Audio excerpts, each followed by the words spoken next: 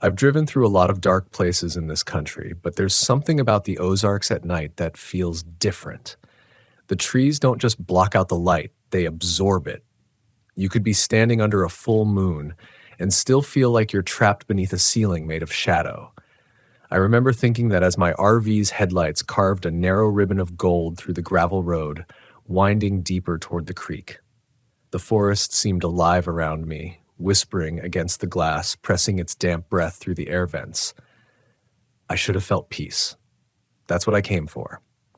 But peace and silence aren't the same thing. Silence can have teeth. My name's Matt, and I'd been on the road for almost 3 months by the time I pulled into that hollow near Big Piney Creek. I wasn't running from anything. I told myself that. But when you've lived through fire, it's hard not to see your reflection in everything that burns. My brother Jason and I had once planned this trip together. 2 weeks of camping through Missouri, Arkansas, down through the deep woods. But a year before we could go, the fire took him. It started in his workshop late one night. They said he'd fallen asleep soldering something. I never asked what. I just remember the smell of it, the sour, chemical smoke, the way the heat shimmered above the road as they pulled his truck from the driveway. So maybe I wasn't running, but I was searching for something. Maybe forgiveness. Maybe noise that wasn't the crackle of memory. The campground was empty when I arrived. Just a clearing beside the creek where the ground sloped gently toward the water.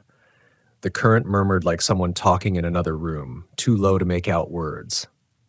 I parked near the tree line, leveled the rig, and killed the engine. Instantly, the world went still. Even the frogs paused. The smell of pine and damp earth filled the air. A single streetlight flickered half a mile back at the trailhead, faint as a dying star. I remember standing there for a long time, just breathing, trying to let the quiet do its work. That's when I saw the first flicker. It was faint, like a candle being shielded by a hand, across the creek, deep among the trees. The light bobbed once, then twice, then disappeared. At first, I thought it was another camper, maybe someone out night fishing or one of those locals who preferred the woods to a porch. But as I stared, the realization hit me that the forest was too still. There was no crunch of leaves, no rustle, no laughter, just the quiet pulse of that strange glow fading in and out between the trunks. I felt something stir inside me then, a quiet unease like remembering a word you can't quite place. I shrugged it off and went about setting up camp. I cooked beans on the little stove, pulled out my folding chair, and sat under the awning with a beer. I watched the creek glint under the moonlight, its surface smooth as glass. Somewhere downstream, a whip-poor-will called 3 times. The air smelled faintly of smoke, wood smoke, not unpleasant, but I didn't have a fire going yet. The scent drifted through in soft waves like it came from the other side of the creek. When I turned toward it, the light flickered again. Closer this time. I remember whispering, "Hey," into the dark, like an idiot. My voice sounded too loud, too sudden. It didn't carry far before the trees swallowed it. No answer, just the hum of the creek and the faint hiss of wind moving through the grass. It was then I noticed something that made my chest tighten. The frogs had gone silent again. Even the insects seemed to pause their rhythm. I could hear my own heartbeat in my ears. I held my breath, listening. Nothing, just the low churn of the creek and the creak of the RV settling. I told myself it was nothing. A trick of light, someone's lantern maybe. But that night, lying in bed, I dreamed of fire again. Not the fire from the workshop, but one burning across the water. The flames moved slow, almost beautiful. But behind them was a figure, tall, human, holding something that swung like a lantern. The light reflected in the black water and danced across my ceiling as I woke with a start, sweat soaking my shirt. The air inside the RV smelled faintly of smoke again. When I stepped outside, the forest was quiet. Cold air hit my skin, but the air carried that same sweet, resinous scent. I stood there under the pale moon, scanning the tree line. Across the creek, a faint orange glow hovered between the trunks. It swayed once, then twice. The lantern. I stood frozen. The light moved left, slow and steady, like someone walking along the bank. I couldn't see who or what held it, just the rhythmic pulse of the glow. I opened my mouth to call out, but no sound came. My throat locked. The light paused.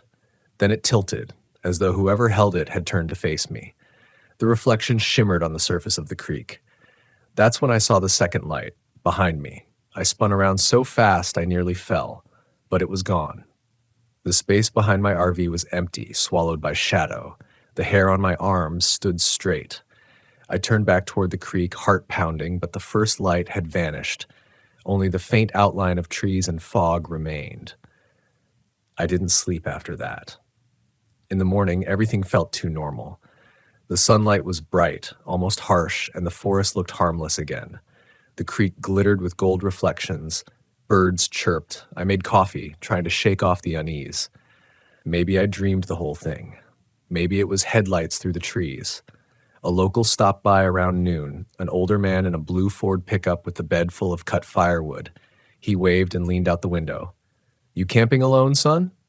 "Yeah," I said, "just passing through." He squinted, chewing something. "You parked down by the creek?"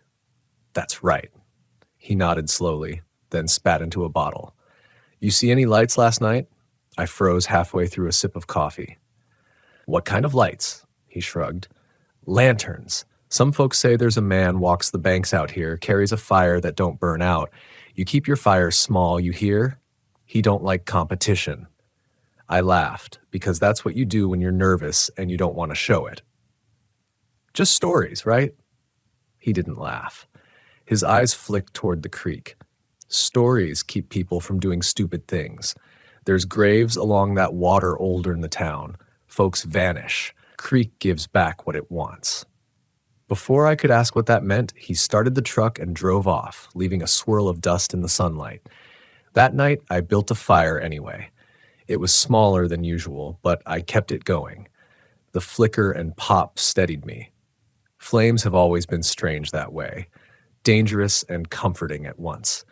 I sat close, the orange light reflecting off my boots, trying not to think about my brother or that smell that had followed me all the way here. The smoke curled upward, catching the moonlight. Then I saw it again, across the creek, the lantern. Only this time it wasn't moving, it was waiting. And faintly, beneath the rush of the water, I heard a voice call my name. I don't remember standing up, but somehow I was already on my feet, staring across the water with my heart slamming in my chest. The lantern's glow hovered steady, swaying just enough to suggest a hand held it. My name, Matt, drifted again through the night air.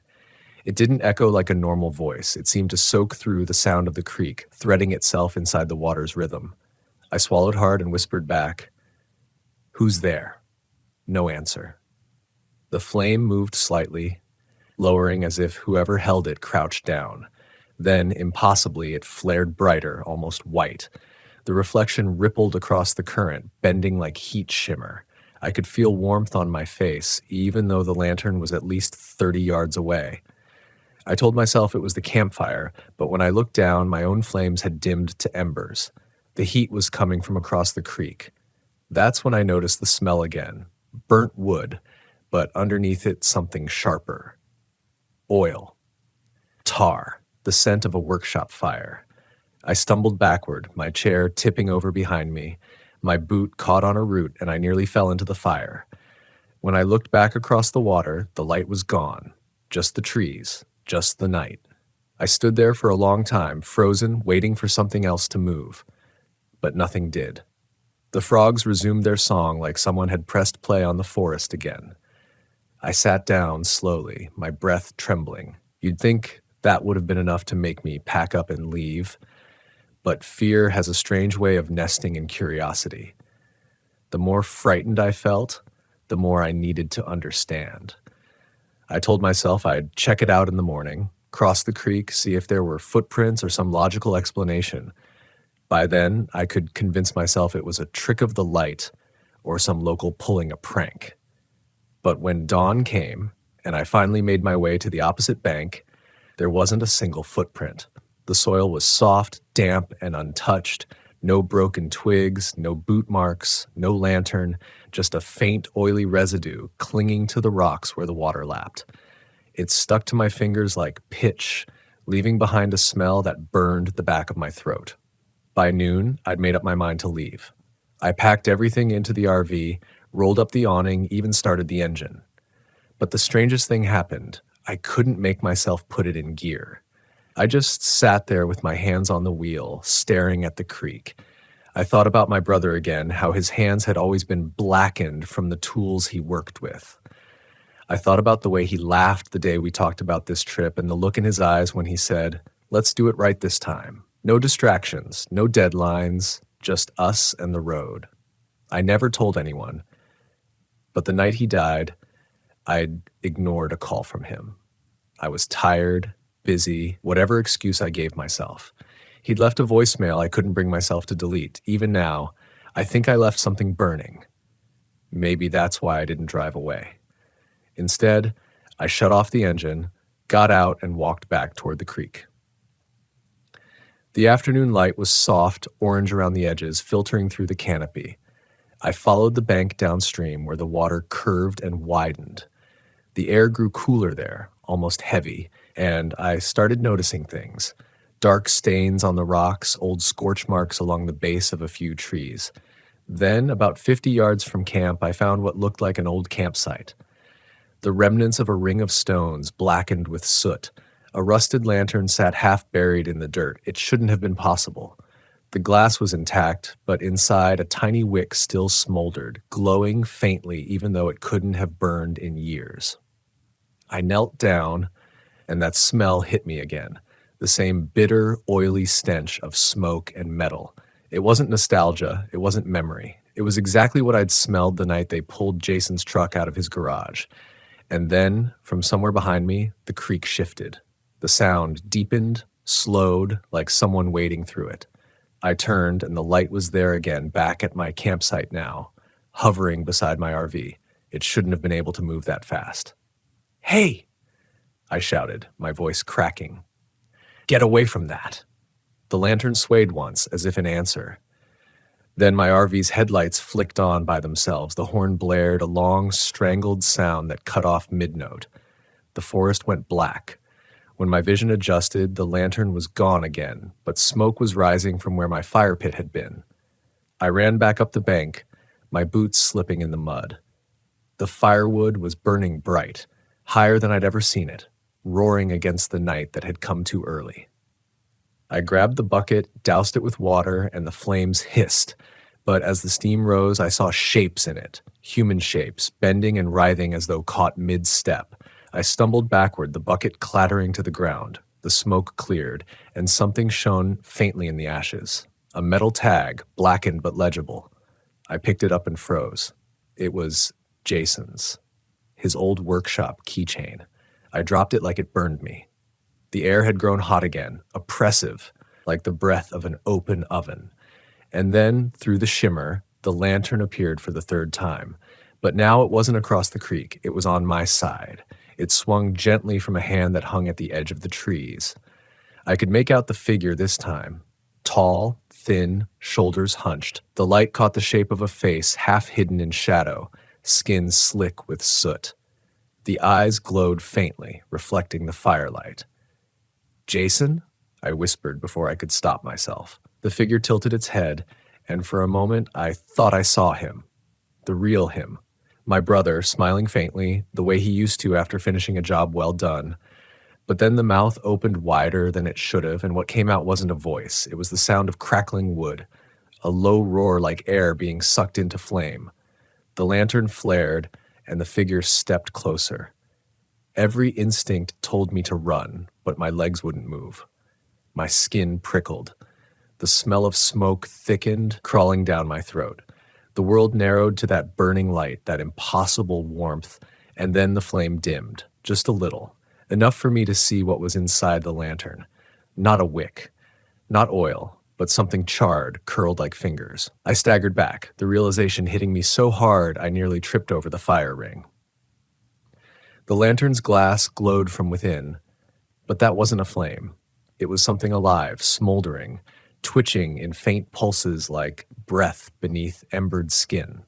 I could see the faint outlines of knuckles, nails blackened and warped, a hand clenched around its own fire. The figure holding it took one step forward, and the sound wasn't footsteps. It was the wet hiss of something steaming on the dirt, like the air itself recoiled from its heat. The shadows around it rippled, bending toward the light instead of away. "Jason," I said again, because I didn't know what else to say. The name tore itself out of me like a reflex, half a plea, half disbelief. "What happened to you?"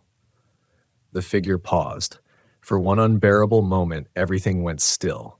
The creek stopped whispering. The insects hushed. The only sound left was the faint pop of cooling metal from the lantern. Then, softly, the same distorted voice that had called my name drifted through the heat. "You left it burning." My breath caught. Every muscle in my body went rigid. He took another step closer. The light stretched up his chest now, burns, scars glowing beneath ash. His face flickered between what I remembered of my brother and something hollow, melted at the edges like wax left too close to a flame. I backed up until I felt the cold metal of the RV behind me. The handle seared my palm when I grabbed it. I yanked it open and stumbled inside, slamming the door. The smell of smoke followed me in, thick and oily. My lungs burned. I reached for the fire extinguisher near the kitchenette, but before I could pull the pin, the light from outside flooded through the blinds, orange, searing. The windows began to fog from the heat. I could hear crackling, but it wasn't fire, it was whispering. Hundreds of faint voices overlapping, each one repeating the same phrase in rhythm with the sound of the flames. "You left it burning. You left it burning." The power flickered. The lights blinked out. My phone screen stayed black when I tried to turn it on. For a few seconds, the world was pure darkness. No sound, no movement, just the faint taste of soot in my mouth. Then came a single knock on the side of the RV. Once, twice, 3 times. Slow, deliberate, like a pattern. I pressed my back to the counter, breathing hard, staring toward the door. The metal vibrated faintly under each knock. I tried to shout to tell myself it was a prank, but my voice cracked halfway through. "Who are you?" Silent. Silence. Then, on the final knock, the voice answered from the other side. "You should have put it out." Something inside me broke then.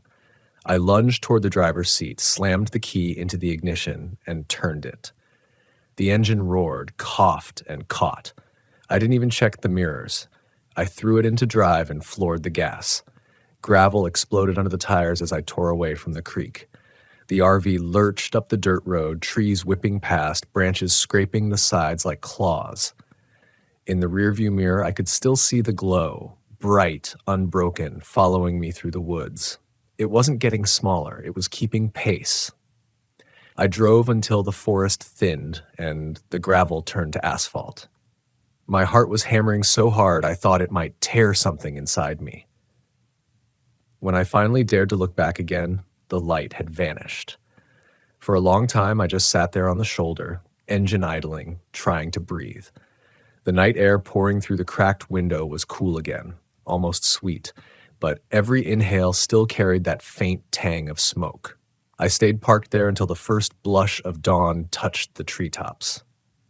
When I finally stepped outside, everything was silent except for a distant hawk crying overhead.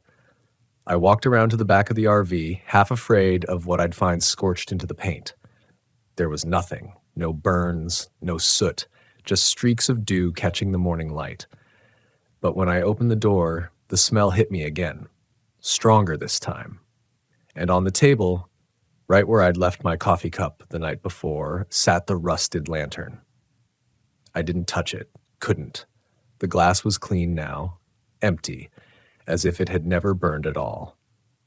I packed up and drove until I reached the next town, a place called Ridgeton Hollow.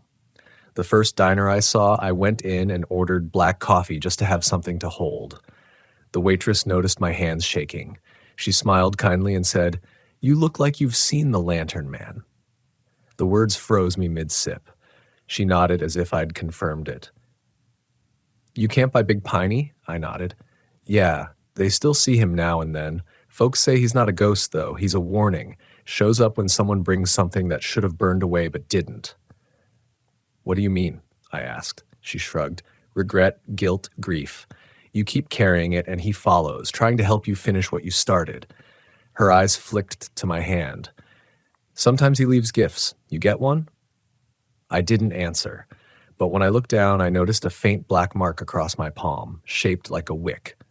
That night, I didn't camp. I checked into a roadside motel, locked the door, left the lights on. Sleep didn't come easy. Every time I closed my eyes, I saw that lantern's glow swinging through the trees, steady, patient. By the third night, exhaustion won. I dreamed of Jason again, only this time he wasn't burning. He was standing by the creek, holding the lantern out toward me. The fire inside was small, calm, barely flickering. "Put it out," he said softly, "before it spreads." I reached for it. The warmth felt real. When I woke up, my hands smelled faintly of smoke. I thought that would be the end of it. But 3 days later, while driving through Tennessee, I stopped for gas and saw something that made my stomach drop.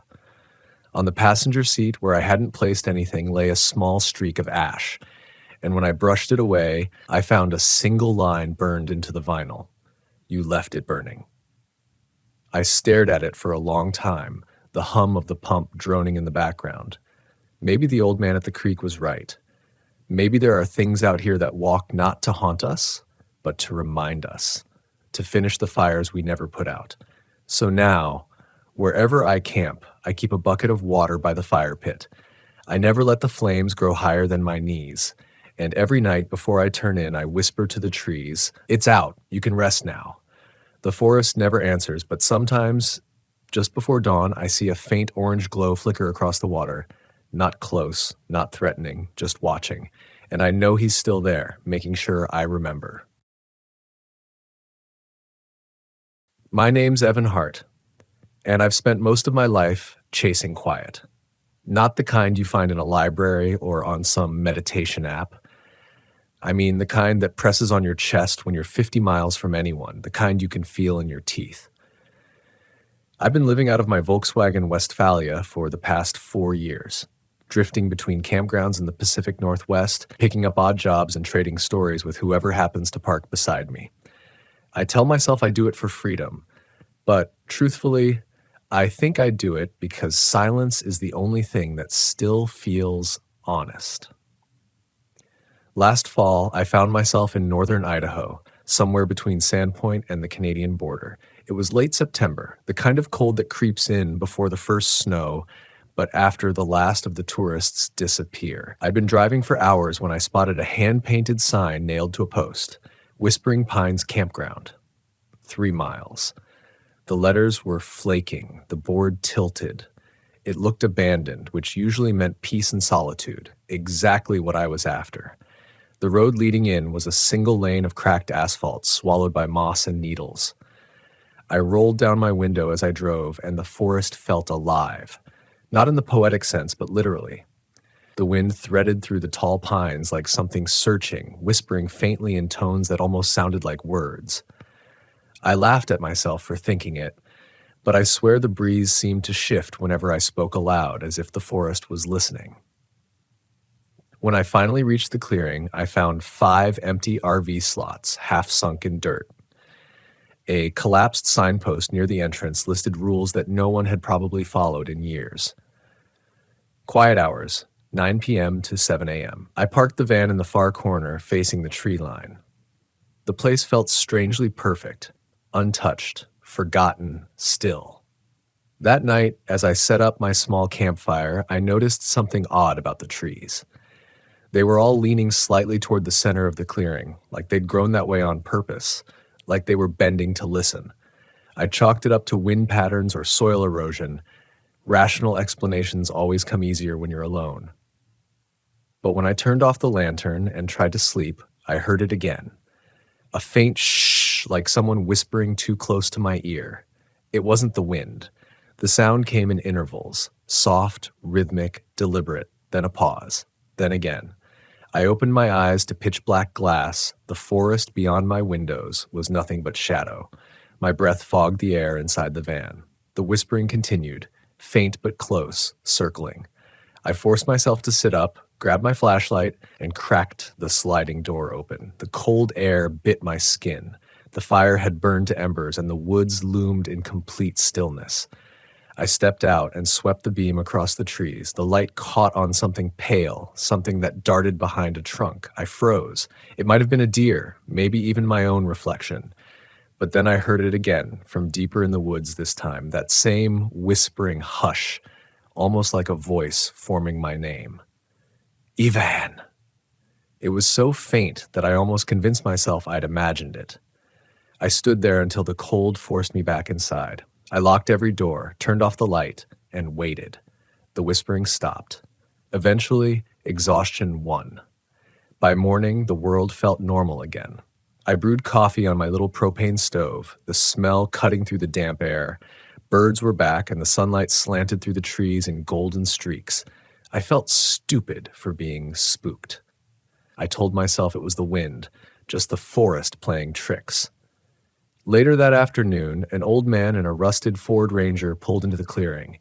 He parked near the entrance and got out slowly, squinting at me. He had that look, the wary curiosity of someone who hasn't seen another person in days. "You camping here?" he asked. "Yeah," I said. "Just passing through. Is that a problem?" He shook his head. "Ain't no problem. Just no one stays here long." I smiled politely. "How come?" He scratched his chin. "Used to be folks ran this place. Family disappeared about 15 years ago. Some say they just packed up and left. Others say the woods took them." I laughed softly, trying to keep it light. "The woods took them, huh?" He nodded, not smiling. "You ever hear the wind talk up here?" The question stopped me. "I heard something last night," I admitted. "Probably just the trees." He looked past me toward the pines. "Those trees remember things. Whole hills here burned back in '63. Folks died in the fire. Afterward, the forest grew back fast, too fast. My granddad used to say the pines whisper what the fire left behind." He started to turn back to his truck. "If you hear your name again," he added, "don't answer." I wanted to ask more, but he was already climbing into the cab. The engine sputtered, coughed, then rolled away down the road, leaving me alone again. That night, I sat by the fire longer than usual, watching the flames stretch and twist. I kept thinking about what the man said, the trees remembering. Around 10, I doused the fire and went inside the van. I locked the doors again. I told myself I wasn't scared, but I was lying. The air felt different, heavy, expectant. It started with a creak. The van rocked slightly as if someone had leaned against it. I froze. Then came the whisper. Closer now, right outside the glass. A van. This time it was unmistakable. The shape of my name was there, carried in breath, not wind. My heart slammed against my ribs. I grabbed my flashlight and turned it on, but the beam flickered, then died. The battery had been full earlier. I reached for my phone. No signal, no light. Every sound outside had gone still except that low murmur, constant, surrounding. Then I saw movement through the window. Something, a shadow, glided between the trees, tall and narrow, blending with the trunks. For a moment, I thought it was another camper, someone messing around. But then I realized there was no other vehicle here. No one else had come or gone all day. I pressed my face close to the glass and whispered, "Who's out there?" The whisper stopped. The silence that followed was worse, total, suffocating. I held my breath. Then, just before I could back away, something whispered right behind me, inside the van. "Why did you come back?" I spun around, shining the dim beam of my dying flashlight across the small interior. Nothing, just my cooler, my duffel bag, the reflection of my own pale face in the mirror. But my breath, I could see it. The air had gone cold. And then the whisper returned. Not outside, not inside, but everywhere. Like it was coming from the walls, the floor, the air itself. It wasn't saying my name anymore. It was speaking words I couldn't quite catch. Fragments, voices overlapping, hundreds of them, rising and falling like wind through needles. I stumbled out of the van, gasping for air. The forest was moving. Not literally, not like a cartoon, but every pine swayed in perfect rhythm, though there was no breeze. The sound of whispering rose again, now unmistakably human, pleading, sorrowful, angry. I backed toward the fire pit, trembling. "What do you want?" I shouted. The whispering stopped in an instant. and then a single voice, close, low, and tired, answered from the dark, "To be remembered." The fire pit flared on its own, a sudden gust of flame without fuel, and in that brief light I saw them. Faces, faint and fleeting, pressed between the trees like the forest itself was made of memory. The old man's words came back to me. The pines remember what the fire left behind. I ran. I don't remember how long I ran, only that the forest didn't stay still. The trees seemed to twist and turn behind me, trunks blurring into one another like a living maze.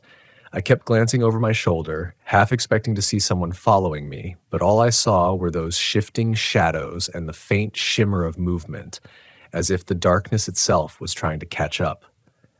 My lungs burned, and each breath tasted like ash. I didn't stop until I hit the gravel road, the same cracked path I'd driven down the day before. My van was still visible through the pines behind me, parked crooked, its headlights faintly catching the reflection of my lantern inside. I stood there for a long minute, debating whether to go back for my things, my wallet, my camera, my phone. They were all inside. But something deep in my gut told me that if I crossed that tree line again, I wouldn't make it back out. I waited for sunrise on the side of the road. When the light finally broke, the forest looked different. The mist that hung over it glowed gold, soft, harmless. Birds were singing again. For a moment, I wondered if it had all been a hallucination. Exhaustion, isolation, whatever else happens when a man's been on the road too long. By late morning, I'd convinced myself to retrieve the van. The trees didn't move. The air was still. My footsteps crunched normally on the pine needles. I even laughed under my breath, a dry, like nervous sound as I approached the clearing.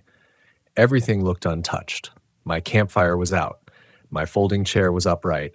It all looked the same except for one thing. There were footprints, bare footprints circling the van. They were faint, small, and numerous, like a group of people had walked slowly around it during the night. Some were so close together they overlapped and they led back into the woods in every direction. I bent down and touched one. The dirt was cold, wet, but slightly pressed in at the edges as if it hadn't rained in days. I didn't want to think about what that meant. I grabbed my keys, threw open the door, and sat in the driver's seat. I turned the ignition, half expecting it not to start. The engine coughed, hesitated, then came to life. Relief hit me so hard I almost laughed again. I was done. I was leaving. But as I shifted into drive, something in the rearview mirror caught my attention. There was a figure standing in the trees behind the van. Not close, maybe 30 feet away, but visible enough. It looked like a man, or what used to be one. The shape was tall, its clothes indistinct, blending into the bark. Its head was tilted, as if listening. I blinked, and it was gone. I drove until I reached the main highway, hands shaking on the wheel. My phone flickered back to life once I hit a signal. Dozens of unread texts, none of them from anyone who mattered. I ignored them and pulled over at a gas station just outside of Bonner's Ferry. The attendant looked up when I came in, probably reading the fear on my face. "You all right, buddy?" he asked. "Yeah," I lied. "Just been camping." He nodded slowly. "Where at?" Whispering Pines, up off the old fire road." His eyebrows went up. "That place? Man, that's been closed since forever. Thought they tore that down." "They didn't," I said quietly. He gave me a strange look, but didn't push it. When I walked out, I noticed something under the van's wipers. A strip of paper, folded in half. I glanced around the lot, but no one was near. I opened it, and in faded pencil were the words, "You heard them. Don't forget them." I dropped it on the pavement and drove away without looking back. For the next few days, I tried to forget. I stayed in public campgrounds, the kind with families and kids, laughter and running water.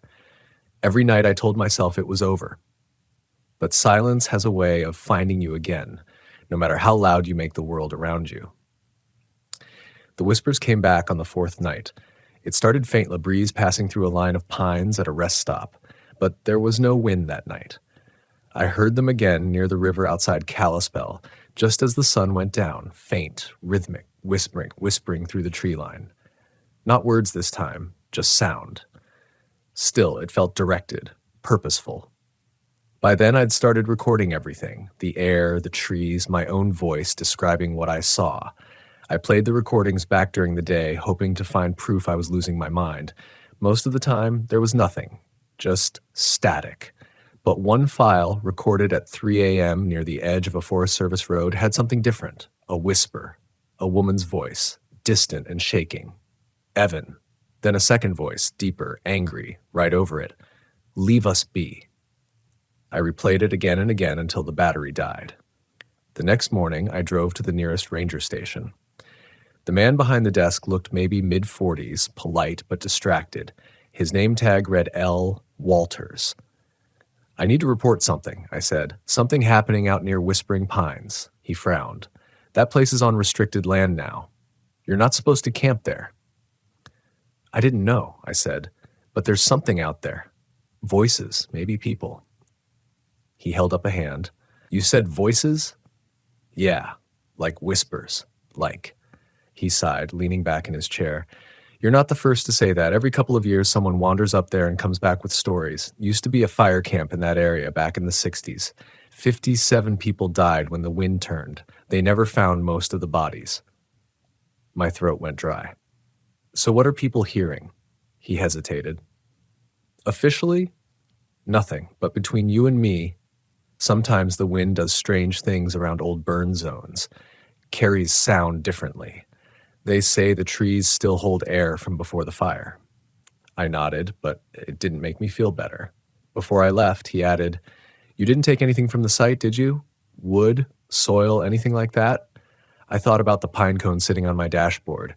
I'd picked it up without thinking that morning before I left. No, I lied. He gave me a long look, then said, Good, just don't go back there.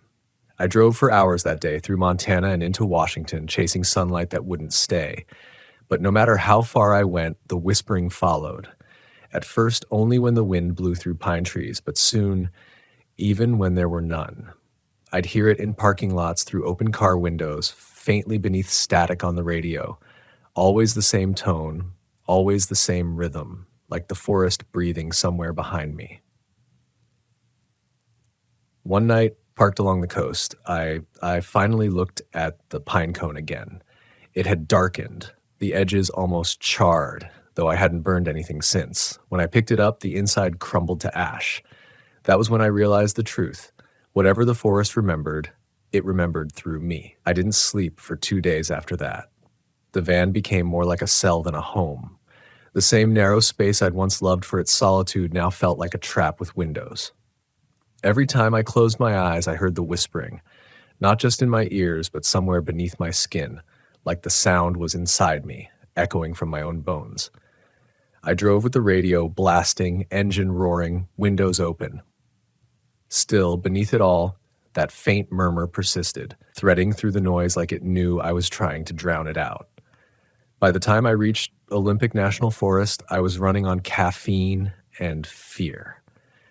The deeper I drove into the park, the heavier the air became, thick, damp, and heavy with the scent of pine resin.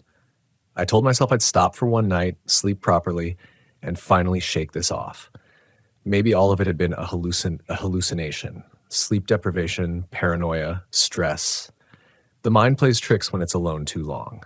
I needed to prove to myself that I could still exist without fear. I found a small, official campground near Lake Quinault. It was clean, maintained, a few other campers scattered across the lot. I parked the van beneath a cluster of old Douglas firs and stepped out. The earth was soft, carpeted with moss, the kind that swallows every sound. It was peaceful, unnervingly so. That night, I sat by the fire and watched the glow dance across the bark. The trees here were massive, older than memory, older than any fire or storm. I told myself that whatever haunted me couldn't reach this far west. But then, as I stirred the coals, I caught the faintest shift of air. Not a breeze, a whisper. At first, I ignored it. The crackle of the fire masked it for a moment. But as the flames dimmed, it grew clearer. Soft, layered, murmuring just at the edge of understanding. I turned off the lantern, sat still and listened. It wasn't my name this time. It was something else, a repetition of sounds I couldn't fully grasp, syllables drawn out and overlapping. It was almost like a prayer. My pulse quickened. I looked toward the forest's edge, and there, beyond the faint light, the pines were moving again. Not swaying, not trembling, but shifting, bending slightly toward me, just like before. The same unnatural synchronized motion, as if drawn by breath. "Not again," I whispered. The whispering stopped, as though it had heard me. Then, from behind the van came the distinct creak of footsteps, soft but unmistakable. I stood, grabbed the flashlight, and aimed it in that direction. The beam caught the back of the van, the trees beyond it, nothing else. But then, reflected in the van's window, I saw movement. A figure, standing just behind me. I turned, light shaking in my hand. No one was there. That's when the air changed, cold and sharp, carrying the scent of smoke. The forest around me shimmered, and for the briefest second, I saw flames licking through the pines. Not real fire. Memory. The glow moved through the trunks, silent, red-orange like the inside of a dream. And then came the voices. Dozens of them, maybe hundreds, whispering in panic, crying out, begging. I stumbled backward, nearly tripping into the fire pit.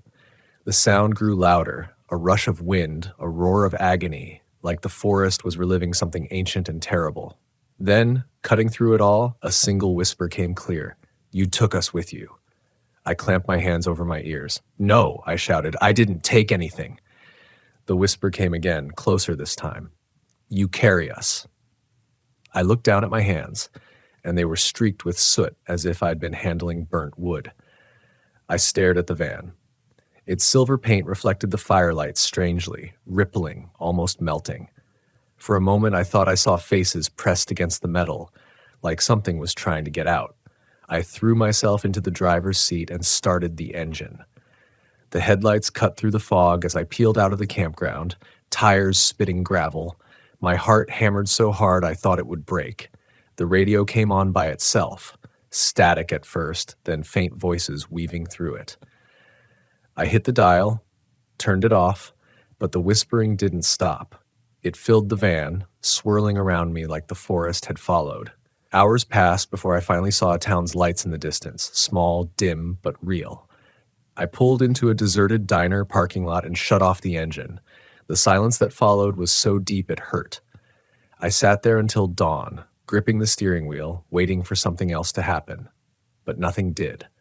No voices, no movement, just the distant hum of a waking world.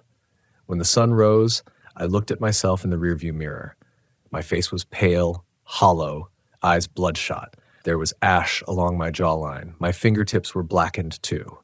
I wiped at them, but the soot smeared instead of coming off. My hands shook as I reached for my phone and scrolled through the photos I'd taken that morning before leaving Whispering Pines. That's when I saw it, something I hadn't noticed before. In one picture, taken of the van under the trees, there was a shadow behind it. Tall, thin, head tilted. And behind that, in the distance, faint outlines. Human shapes among the trees, half transparent like smoke caught mid-breath. I deleted the photo immediately, but it didn't matter, because the moment I did, the whispering started again. Not loud, just one voice, right beside me. "Now you remember." The phone slipped from my hand. My vision blurred. For a moment, everything around me, the diner, the van, the road, faded, replaced by the image of the burning forest again. But this time, I wasn't outside it. I was inside, surrounded by flame. I could feel the heat searing my skin, smell the pitch and smoke, hear the screams, and through it all, one realization burned clearer than the fire itself. The forest didn't want revenge. It wanted witness. It wanted someone to see, to carry its pain forward, to make sure it wasn't forgotten. I gasped and jerked awake, still in the driver's seat, daylight pouring through the windshield. My chest heaved. My hands were clean again. For a long moment, I sat there, not sure what was real anymore. That was 3 months ago.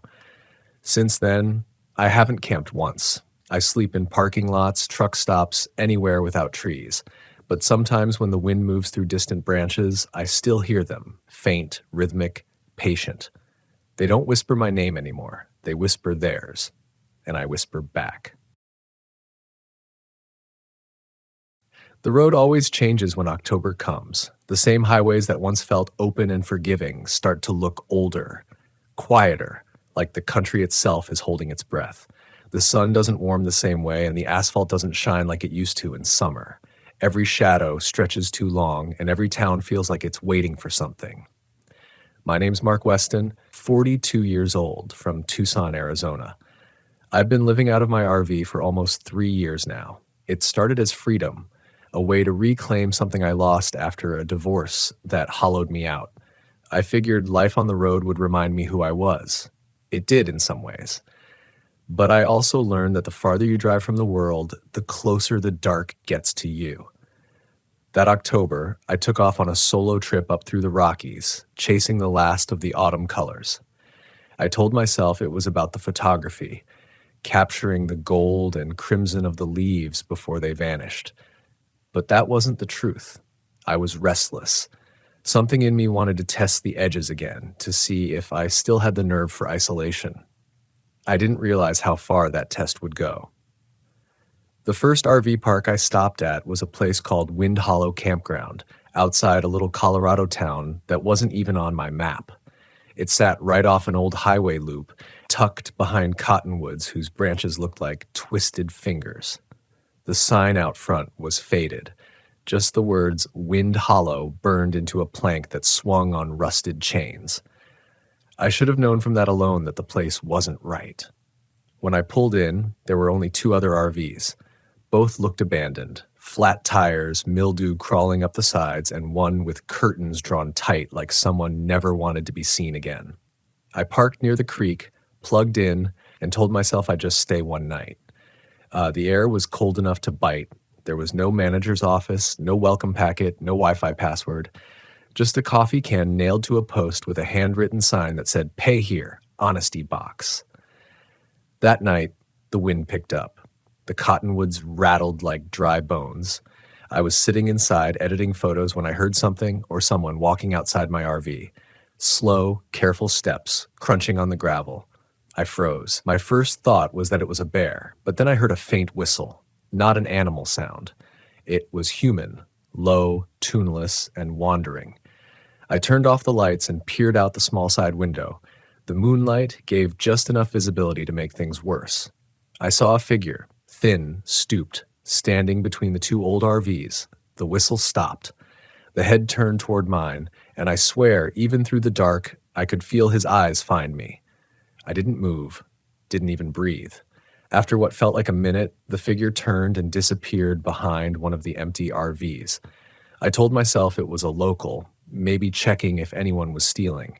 But that voice in the back of my mind, the one that always shows up when logic can't hold, whispered that nobody who whistles like that is checking on anything good.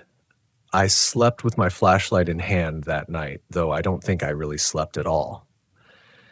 The next morning, I saw footprints in the dirt outside my door. Bare footprints, not boots, not sneakers, just naked feet pressed into the cold earth. That was the first night of the trip, and I should have turned back. But when you live on the road long enough, paranoia becomes part of the background noise. You rationalize, you move on. So I did. A few days later, I headed north into Wyoming, following a detour that looked scenic on paper. The road wound through canyons and old ranch land before dropping me into a valley with a sign that read, "Red River RV Retreat, open year-round." The word retreat felt like false advertising. The place looked forgotten, half the sites were overgrown, and the main office window was cracked with duct tape over it. But the sun was setting, and the nearest town was an hour away, so I pulled in.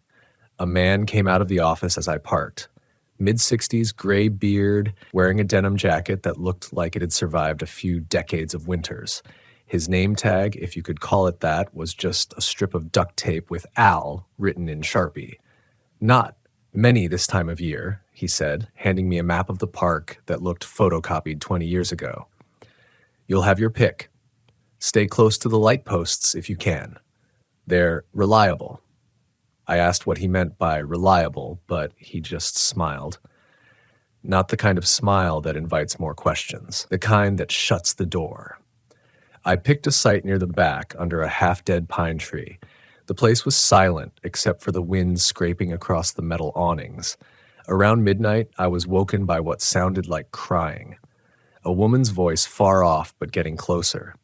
At first, I thought it was the wind again, how it can shape itself into words if you're tired enough. But then I heard it distinctly. Please, please, help me. I sat up, heart pounding, and looked through the blinds. The darkness beyond my RV was thick, except for the weak yellow light of the lamppost flickering near the bathrooms, and just beyond that light, something was moving. The woman's voice came again, clearer now. He's not gone. Don't let him in. That was when the lamppost went out. Everything vanished into pitch black. I stayed frozen in my seat, gripping my flashlight so hard my hand went numb. I didn't turn it on. I didn't want whatever was out there to know I was listening. The crying stopped. The silence after was worse. For the next 10 minutes, I heard footsteps circling the RV. Slow, deliberate. Gravel shifting. Then a faint tap, right against the side panel. Then another, higher up. Someone or something was feeling the outside of my camper. I couldn't see a thing, but I could feel the pressure of presence pressing against the walls. The sound of breathing, slow, wet, almost like someone trying to remember how to do it. Then, from just outside the door, a voice whispered, same tone, same cadence as before. Please help me. Only now, it was my own voice. That was enough. I grabbed the keys, turned the ignition, and floored it. Gravel shot out behind me as I tore down the narrow road, not caring where it led. When I finally looked back, the entire park had gone dark. Every single light, even the one by the main office. I didn't stop until I saw the faint glow of a diner sign miles later. I pulled in, shaking, barely able to explain to the waitress why my face looked pale as snow. She listened quietly, then nodded like she'd heard it before. You were at Red River, weren't you? She said. I nodded. She looked toward the window, eyes unfocused. That place closed years ago, she whispered. They just never took the sign down. I didn't sleep that night either. The next morning, I woke with my head resting on the diner counter, an untouched cup of coffee gone cold beside me. The waitress from the night before had gone home, replaced by a man in a flannel shirt and a voice that sounded like gravel.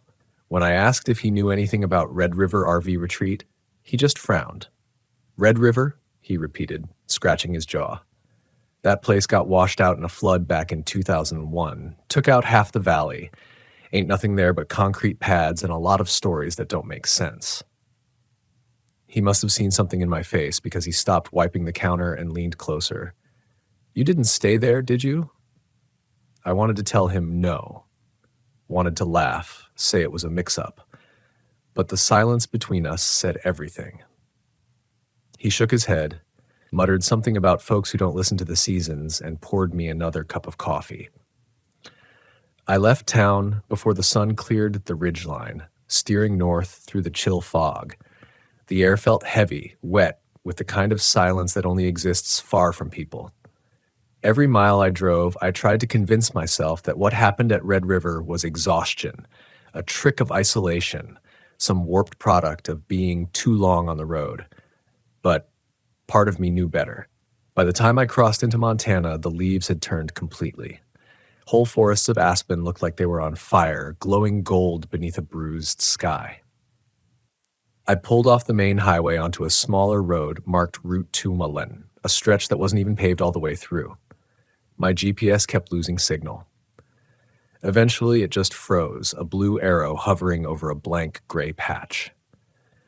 I laughed to myself, half from nerves, half from frustration, and muttered, "Guess we're back to maps and instincts, huh?" That's when I saw the sign. Deerfield Lake Campground, closed for season. The gate was open, though, hanging half off its hinges. There was no chain, no sign of maintenance. And something about the quiet there pulled at me. It wasn't welcoming. It was almost expectant. I told myself I'd just park for the day, take some photos, maybe rest before heading back to civilization. The campground had about a dozen sites, all empty except for one old Airstream at the far end. It looked clean, too clean, like someone still cared for it. But there was no truck, no generator hum, no footprints. I parked a few spots away, turned off the engine, and stepped outside. The cold hit me instantly. The air smelled of lake water and pine needles soaked in rot. Every sound was sharp, the wind through dry branches, the crunch of gravel under my boots, the faint creak of the Airstream door shifting in the breeze. I walked toward the lake. The surface was glassy and still, reflecting the gray sky so perfectly it felt like a portal rather than water. No birds, no insects, just the faint hum of silence that pressed so deep it felt alive. Something about that silence. It didn't just surround me, it noticed me. That night I built a small fire and cooked beans from a can. My breath hung in the air as I stared into the flames, listening to the occasional snap from the forest. I was halfway through a beer when I heard a door open. Metal on metal. I turned my head toward the Airstream. A figure was standing in the doorway. It wasn't moving, just standing there, looking toward my fire. The light flickered across its face, but the shadows never seemed to settle. I couldn't tell if it was a man or woman. Couldn't tell if it was even human. "Hey there," I called out, trying to sound casual. Didn't know anyone else was camping here. The figure didn't respond, didn't move. The fire popped, and for an instant I thought I saw something wrong with the eyes. Too wide, reflecting not the firelight, but something deeper, colder. I blinked, and the doorway was empty. I stood up fast, knocking over my chair. My heart thudded against my ribs so hard it hurt. The door to the Airstream was swinging gently, squeaking. The night around me felt thicker, as if the trees had leaned closer. I forced myself to grab my flashlight and walk toward the trailer. Every step sounded too loud. When I reached the door, it was half open, creaking softly as it rocked. I aimed the beam inside. Empty, perfectly clean, bed made, table polished, and on that table something small and white. It was a photograph. I picked it up carefully. The edges were curled, the image faded, but it was clear enough. It showed a man sitting by a campfire beside an RV, my RV. The same site, the same angle, even the same red flannel I was wearing. But the fire in the photo was out. And behind me, standing just beyond the trees, was a figure. The same one from the Airstream doorway. My stomach dropped. I felt like I'd stepped outside time for a second. Everything went silent again. No wind, no creaking, just my heartbeat and the faint hum of electricity that didn't belong to anything around.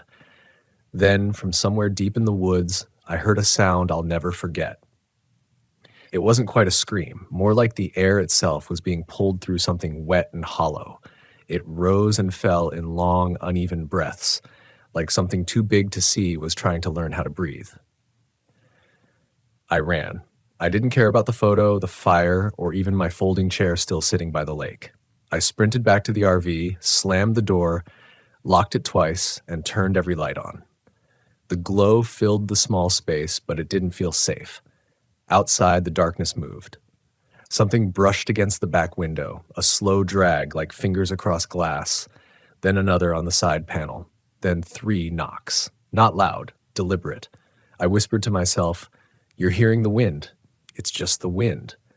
But then a voice came, muffled through the wall, low and cracked as if it were forcing its way through water. "You shouldn't. Stay after October." The knocks turned into scratching. Slow at first, then faster, spreading across the side of the RV like nails scraping from one end to the other. The lights flickered. My engine wouldn't start. I twisted the key again and again, but all I got was a cough, a dying hum, and the sound of something walking around outside. I don't know how long I sat there, breathing shallow, waiting. The scratches stopped. The wind returned. The air pressure inside the RV shifted like the world had exhaled. Then, just as sudden, it was over. When dawn came, everything looked normal. No footprints, no scratches. The Airstream door was closed tight. I checked the table inside again. The photo was gone. I drove out without looking back. For hours, I drove in silence, trying to forget the sound of that voice, the weight of its warning. But it followed me, whispering under the hum of the tires. By the time I hit the next town, the phrase had twisted itself into something else in my head. You shouldn't have stayed alive after October. The farther I drove that day, the more October seemed to follow me. The sun sat lower than it should have, even at noon. The sky was pale, washed out, like the color had been drained from it. I didn't realize how tense I'd become until I stopped for gas in a small Montana town called Harlow Bend. It wasn't much of a town, just a gas station, a diner, and a few boarded-up buildings that looked like they'd been left behind by time. As I filled the tank, I saw an old man sitting on a bench outside the station, bundled in a wool coat. He watched me with a stillness that made me uneasy, like he was waiting for me to notice him. When I finally nodded his way, he spoke without moving much. "Been a strange year for travelers," he said. I gave a polite chuckle. "You could say that." He stared past me, toward my RV. "You been heading north?" "Yeah," I said, trying to keep it casual. "Planning to cut through to Glacier before winter hits." His eyes narrowed. "You don't want to do that. Not this late in the season." I hesitated. "Because of the snow?" He shook his head. "Because the campgrounds aren't what they used to be. They forget themselves when the cold comes." I didn't know how to respond. I wanted to laugh it off, but his tone left no room for humor. He leaned forward a bit, lowering his voice. "They say the ones who stay open in October aren't run by people anymore." He looked me dead in the eye, and for a second I thought I saw pity there. Then he said, "You hear something at night? Don't answer, no matter what voice it uses." I paid for my gas, muttered a thank you, and left. But his words sat heavy in the back of my mind as the miles rolled on. The sky darkened fast, too fast. The GPS showed nothing but blank terrain for the next 100 miles, and I knew I couldn't keep driving all night. By the time I saw another campground sign, I was exhausted. The headlights caught the words Autumn Hills RV Park Vacancy, and against every instinct I had, I turned in. It looked normal enough at first glance. Gravel roads, a few scattered RVs, a faint light from an office window. The neon vacancy sign flickered like it was running on borrowed power. Inside the office, the air was warm but stale, thick with the smell of old coffee. A woman sat behind the counter, smiling the kind of smile that didn't quite reach her eyes. She looked to be in her 50s, hair tied back, face pale. "Traveling through?" she asked, sliding a registration card toward me. "Yeah," I said. "Just need a spot for the night." She nodded slowly, her hand trembling as she passed me a pen. "You can take Site 6. Stay close to your lights. We shut off the main power after midnight." Something about her tone caught me. "Why's that?" I asked. She hesitated. "Helps keep the noise down." Her eyes flicked toward the window, where the wind stirred the curtains. "You'll understand." I took the key, thanked her, and walked back out into the cold. Site 6 sat near the edge of the property, facing a line of birch trees that gleamed white in the dark.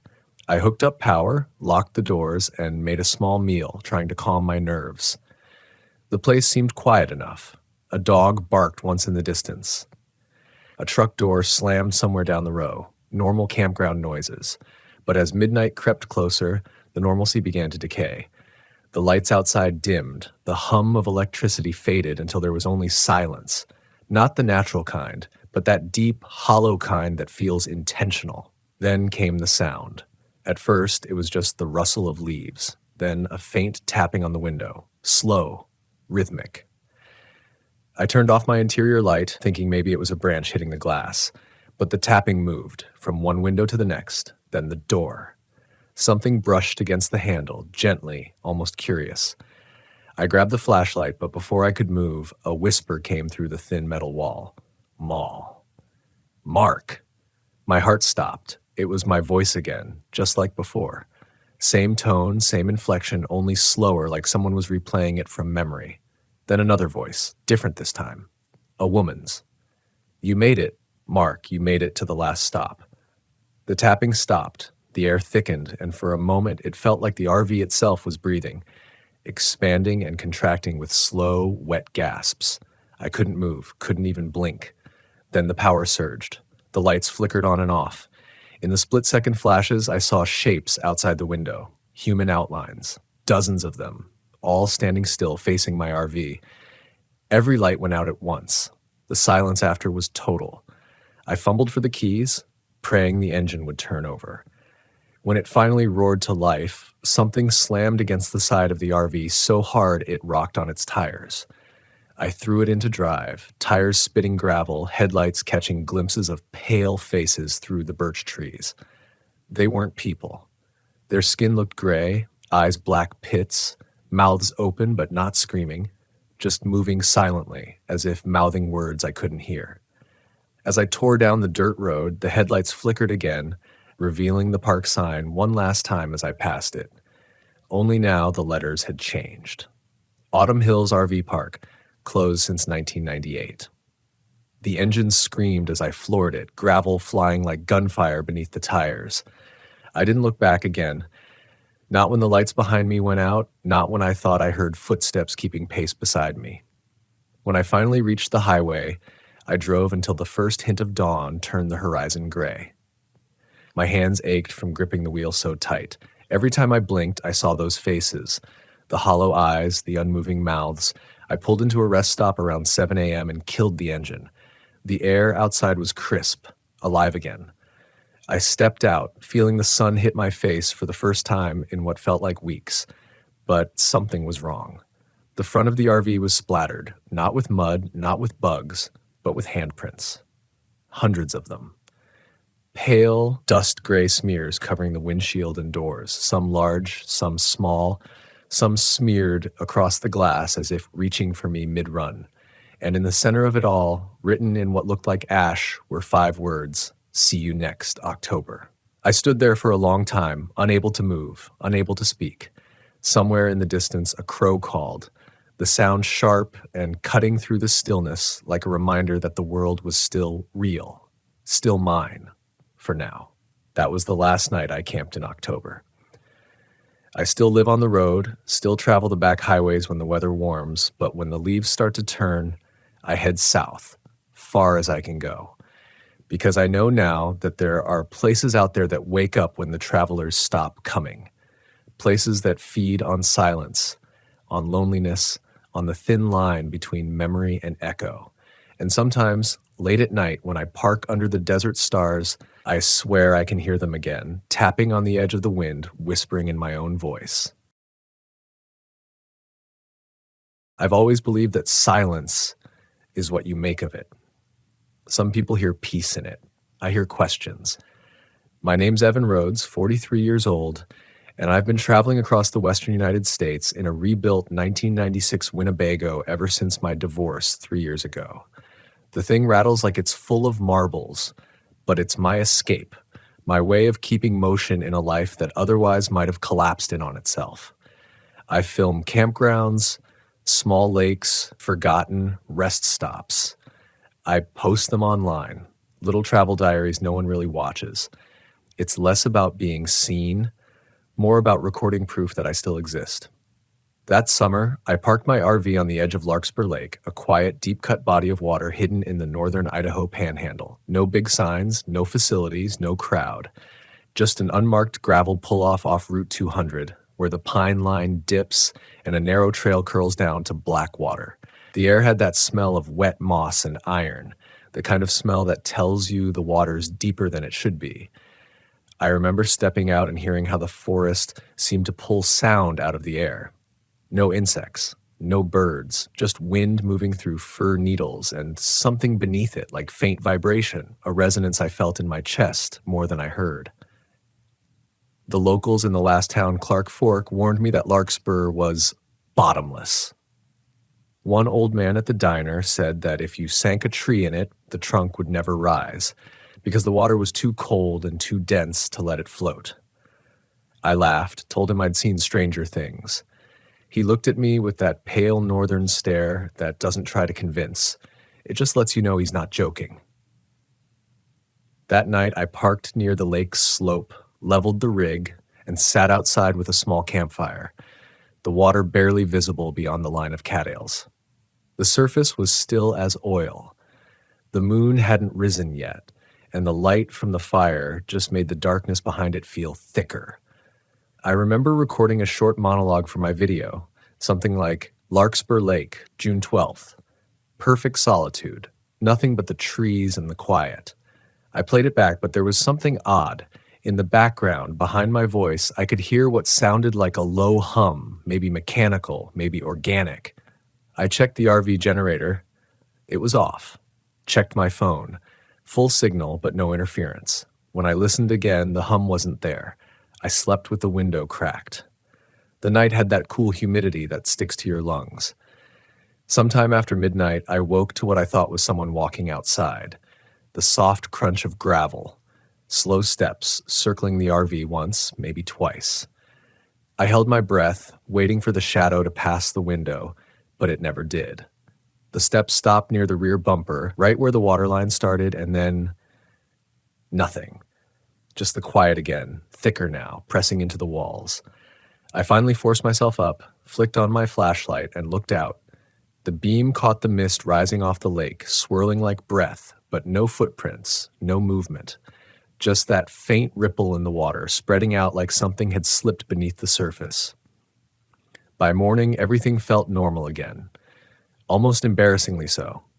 I told myself it was a deer, or maybe the sound of water shifting the gravel. Still, there was something unsettling about how the shoreline seemed closer than before, as if the water had crept up overnight.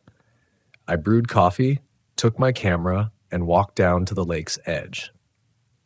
The air was cold, unnaturally cold for June, and the moment I reached the bank, a gust of wind swept across the water, creating concentric waves that met perfectly in the center, like something had disturbed it from below. That's when I noticed it, a small wooden dock jutting out from the opposite side, half rotted, barely holding together. I hadn't seen it the night before. It looked like a finger pointing into the dark. Curiosity got the better of me. I followed the path around, through brush so dense it seemed no one had been there in years. The ground was soft, almost spongy. When I reached the dock, I realized it was far longer than it appeared, maybe 50 feet. The boards creaked beneath my boots, and the water below was pitch black, swallowing every reflection. At the end of the dock sat something metallic, a small rowboat turned upside down, its hull streaked with rust. On top of it lay an old fishing net tangled with weeds, and under that, something glimmered. I pulled the net aside and found a Polaroid photo, half faded, sealed in a cracked plastic sleeve. It showed a man and a boy standing on the same dock, maybe 20 years ago, both smiling. Behind them, the lake was perfectly still, too still, almost like a sheet of onyx. Someone had written on the bottom, "We finally heard it." That line hit me in a way I couldn't explain. Heard what? I turned, scanning the trees. The sound of wind had vanished again. The stillness was so complete I could hear my own heartbeat. Then, faintly, from the water came that hum again, low, deep, resonant. It wasn't mechanical. It was harmonic, like a whale song filtered through metal. It vibrated through the dock, up my legs, into my spine. I felt my knees buckle for a second before the sound faded. When it stopped, the forest seemed to exhale. The birds started chirping, the breeze returned, and I realized how long I'd been holding my breath. I pocketed the photo and walked back, faster than I meant to. Something about being that close to the water made me feel exposed, like I was standing above something conscious. When I reached my RV, I tried to shake it off. I edited the video I'd shot, but as I played the footage back, the same hum came through, louder this time and constant, underlying every clip I took near the water. It wasn't just sound, it had rhythm, a slow pulsing frequency that made the air in the RV feel denser. Around midnight, I heard it again, only this time it wasn't coming from the recording. It was outside, moving across the lake, steady and alive. I stepped out into the dark. The moon was high now, silvering the surface. The mist moved like breath over glass. I stood still, listening. The hum rose, deepened, then broke into something that almost resembled a voice. Not words exactly, but vowels, long, drawn-out tones that seemed to circle me. The air temperature dropped suddenly. My breath came out white. Then I saw it, small points of light rising from the center of the lake, glowing faintly blue like plankton, but brighter. They pulsed with the same rhythm as the hum, floating upward, then sinking back down as if pulled by some invisible tide. I should have filmed it. I should have done something. But all I could do was stand there, rooted, watching the lake breathe light. That's when I heard the splash. Heavy, deliberate, close. I turned the flashlight toward the shore. Ripples spread out near the cattails, and for a second I swore I saw fingers, pale, long, webbed, slip back beneath the surface. The hum cut off instantly. Silence filled the air again, sharp and absolute. I stumbled backward toward the RV, locked the door, and sat in the driver's seat until dawn, gripping the steering wheel with both hands, waiting for the light to return. When it did, the lake looked ordinary again. The mist was gone. No blue lights. No movement. But near the shoreline, I noticed something that hadn't been there before. A new set of footprints in the mud, leading from the water straight toward where I'd been standing the night before. They stopped only a few feet from my fire ring, barefoot, human-sized. But the toes were pointed wrong, slightly outward, like whatever made them had never walked upright for long. I didn't pack up that morning, though I should have. Every instinct I had told me to leave, but there's this kind of pride that gets in the way, especially when you've built your life on solitude. You tell yourself that fear is just imagination running wild, that the mind fills silence with ghosts when it doesn't know what else to do. I made coffee, kept my hands busy, and told myself I'd stay one more night. Just one more. I wanted to understand what I'd heard, what I'd seen. That hum had rhythm, almost like communication. I told myself maybe it was geological, shifting plates, underwater vents. But deep down, I knew better. By noon, the air had turned thick and humid, the sky a flat gray that pressed down on the lake like a lid. I walked back to the dock to see if I could find any explanation. The path felt shorter this time, though I could have sworn I hadn't taken the same route. The trees seemed closer, their trunks darker, bark slick with something that smelled faintly metallic. When I stepped onto the dock, the boards were damp, not from rain, but from condensation that had risen from below. The water was darker than before, almost ink black. I crouched near the edge and dipped my hand in. It was shockingly cold. The instant my fingers touched it, I felt a vibration crawl up my arm, as if the lake itself was aware of me. That's when I noticed the rope tied loosely to one of the dock posts. A frayed green nylon line leading down into the water. The other end was submerged. I pulled gently, expecting resistance, but the line moved freely for a few feet before catching on something deep below. I gave it another tug, and whatever was down there shifted, stirring a slow bubble of air that rose to the surface and popped near my hand. The smell that came with it was foul, like wet metal and rot. I let the rope go immediately and stepped back. For a few seconds, nothing happened. Then the water began to ripple outward from the point where I'd disturbed it, spreading wider, faster, until it seemed the entire lake was breathing in sync with the movement. I ran. I'm not proud of it. My curiosity died right there. I went straight back to the RV and started the engine, intending to drive out. But the moment I shifted into gear, the dashboard lights flickered, then went dark.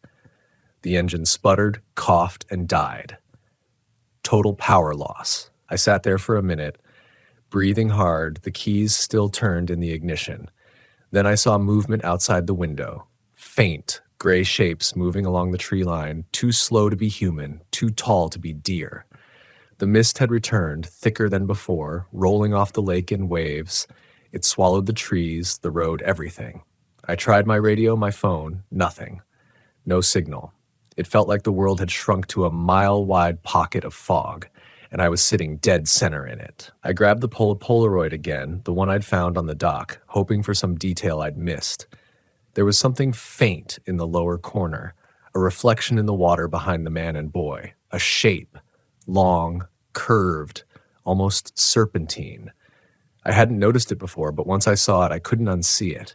It looked like something large was moving just beneath them, its body casting a faint shadow through the reflection. Around dusk, the air pressure dropped sharply. You could feel it in your ears, like before a storm. But there were no clouds, just that endless gray fog. I heard the hum again. It started low, distant, then grew until the RV windows trembled. I stepped outside, flashlight in hand, and followed the sound toward the shore. The moment I reached the waterline, it stopped, and something else began.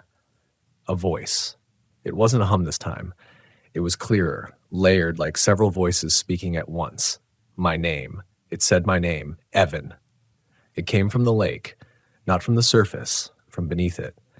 The sound was thick, distorted, bubbling through the water as if it had traveled miles to reach me. I stumbled backward, shining the light out across the water, and for a heartbeat I thought I saw faces, dozens of them, suspended just below the surface. They weren't moving, weren't breathing. Eyes open, mouths slightly parted. Then the beam flickered and the faces vanished, replaced by only the reflection of the clouds above. I ran back toward the RV, but the mist had shifted, closing in like walls. The air was colder now, the kind of cold that numbs thought. My flashlight began to dim. Every time I exhaled, I saw movement in the vapor, shapes that seemed to mimic my breath, like shadows rising out of it. I could hear water dripping behind me, steady, rhythmic. When I turned, there was nothing. Yet my shoes were wet, and the ground beneath me was soft and cold, like standing on soaked moss. But I was nowhere near the lake anymore. Somehow I'd walked into the forest, and I couldn't see the RV through the fog. Panic started to crawl up my spine, that tight animal feeling that something's watching you. I tried to find my bearings, listen for the sound of the RV's metal siding, anything familiar, but all I could hear was that faint, distant pulse, like a heartbeat under the earth. Then I caught a smell, sharp, mineral, the same scent from the dock. I followed it, hoping it'd lead me back to the water's edge, but what I found instead was a clearing. In the middle of it stood a wooden cabin, small, ancient-looking, half-collapsed. Its roof sagged, its walls were eaten by moss, but there was a faint orange glow coming from the cracks between the boards. I called out, hoping someone was inside, maybe another camper, maybe an old trapper's shack. No response. The door creaked open on its own, as if pushed by the wind. I stepped closer, my breath catching when I saw what was inside. The walls were covered in photographs, hundreds of them, all Polaroids, all showing the same lake at different times of day. Some in fog, some at night, some beneath moonlight. In every single one, there were faint glimmers of blue light in the water. And on the back wall, above the hearth, one large photo hung framed in cracked glass. A man standing on the dock, smiling. The same man from the photo I'd found earlier. Only this one had new writing beneath it. We went beneath. I felt a low vibration again, this time not in the ground but through the air. The photographs on the wall began to tremble slightly as if responding to the frequency. One fell, then another, then a third. I turned toward the door just as the light from outside dimmed to near black. I heard water trickling. No, not trickling, pouring. I looked down and saw it, a thin layer of lake water creeping across the cabin floor, cold and black, soaking into my boots. It was seeping in through the floorboards, spreading fast. Then the hum returned, louder than ever, and this time it wasn't distant. It was right beneath me. The floorboards began to bow under my weight, softening with moisture, groaning like the wood itself was alive. I staggered back toward the doorway, but the frame was warping too, shrinking somehow, as if the cabin was breathing in. The air turned dense and heavy, every breath tasting faintly metallic. The glow that had seeped through the cracks was gone now, replaced by total darkness, save for the faint glimmer of my dying flashlight. I aimed it toward the walls and froze. The photographs weren't still anymore. Each one seemed to ripple faintly, as though I was staring at them through a pane of shallow water. In some of them, faces shifted, eyes opening, mouths parting, bubbles escaping from their lips. The lake was no longer just a reflection. It was inside the photographs, alive, moving. I dropped the flashlight and it clattered into the shallow water pooling across the floor, plunging everything into blue darkness. I could hear something moving below the cabin, a slow drag, like a hand brushing against the underside of the boards. I turned to run, but the door had already sunk halfway into the floor. My boot hit the threshold, splintering the frame, and the entire front half of the cabin groaned and tilted forward, collapsing toward the lake. For a moment I was falling, crashing through wet timber and cold air, before I hit water so cold it tore the breath from my lungs.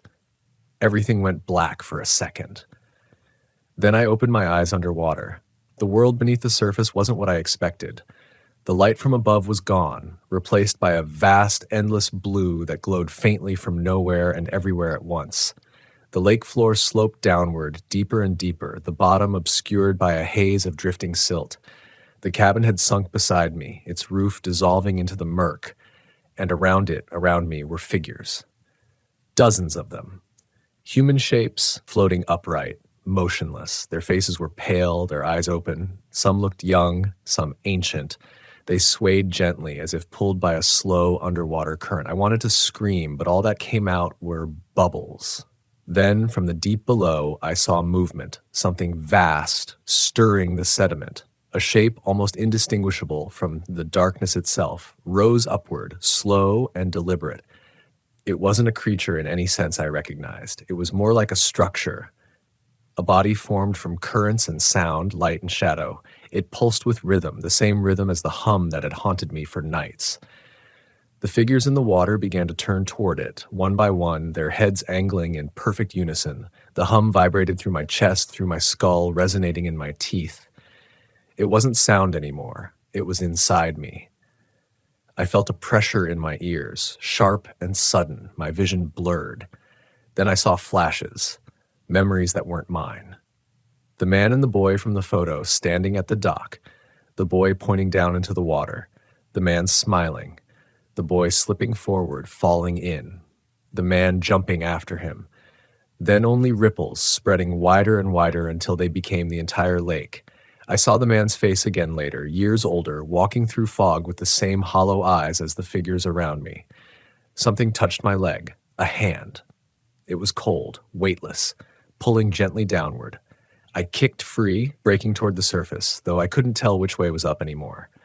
The hum grew louder, warping into something almost melodic, hypnotic. The blue light shifted, and I realized it wasn't coming from the water. It was coming from the thing below, from within it. It was alive, but not like us. It sang in frequencies the body could feel, but the mind couldn't grasp. It was language, but older than words. My lungs burned. I pushed harder, kicking toward what I hoped was the surface, but the water around me thickened, resisting every motion. The blue faded to black, and just before I thought I'd lose consciousness, a sharp current grabbed me, surging upward. I broke through the surface with a gasp, gulping cold night air. The lake was silent again, flat and dark. No mist, no lights. Only the wreckage of the collapsed cabin drifting beside me, half submerged. I dragged myself to shore, collapsing in the mud. My body trembled uncontrollably, skin numb, breath ragged. I lay there for what felt like hours, staring at the faint stars above, trying to understand what I'd seen. The hum was gone, but the silence that replaced it was worse. It felt empty, like something had left with it.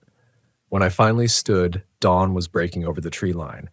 My RV was visible again through the thinning fog, sitting exactly where I'd left it. Somehow, the engine started on the first turn of the key.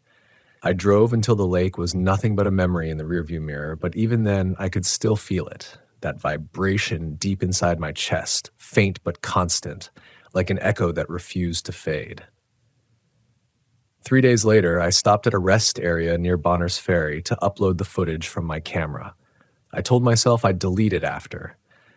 But as I scrolled through the files, I realized something was wrong.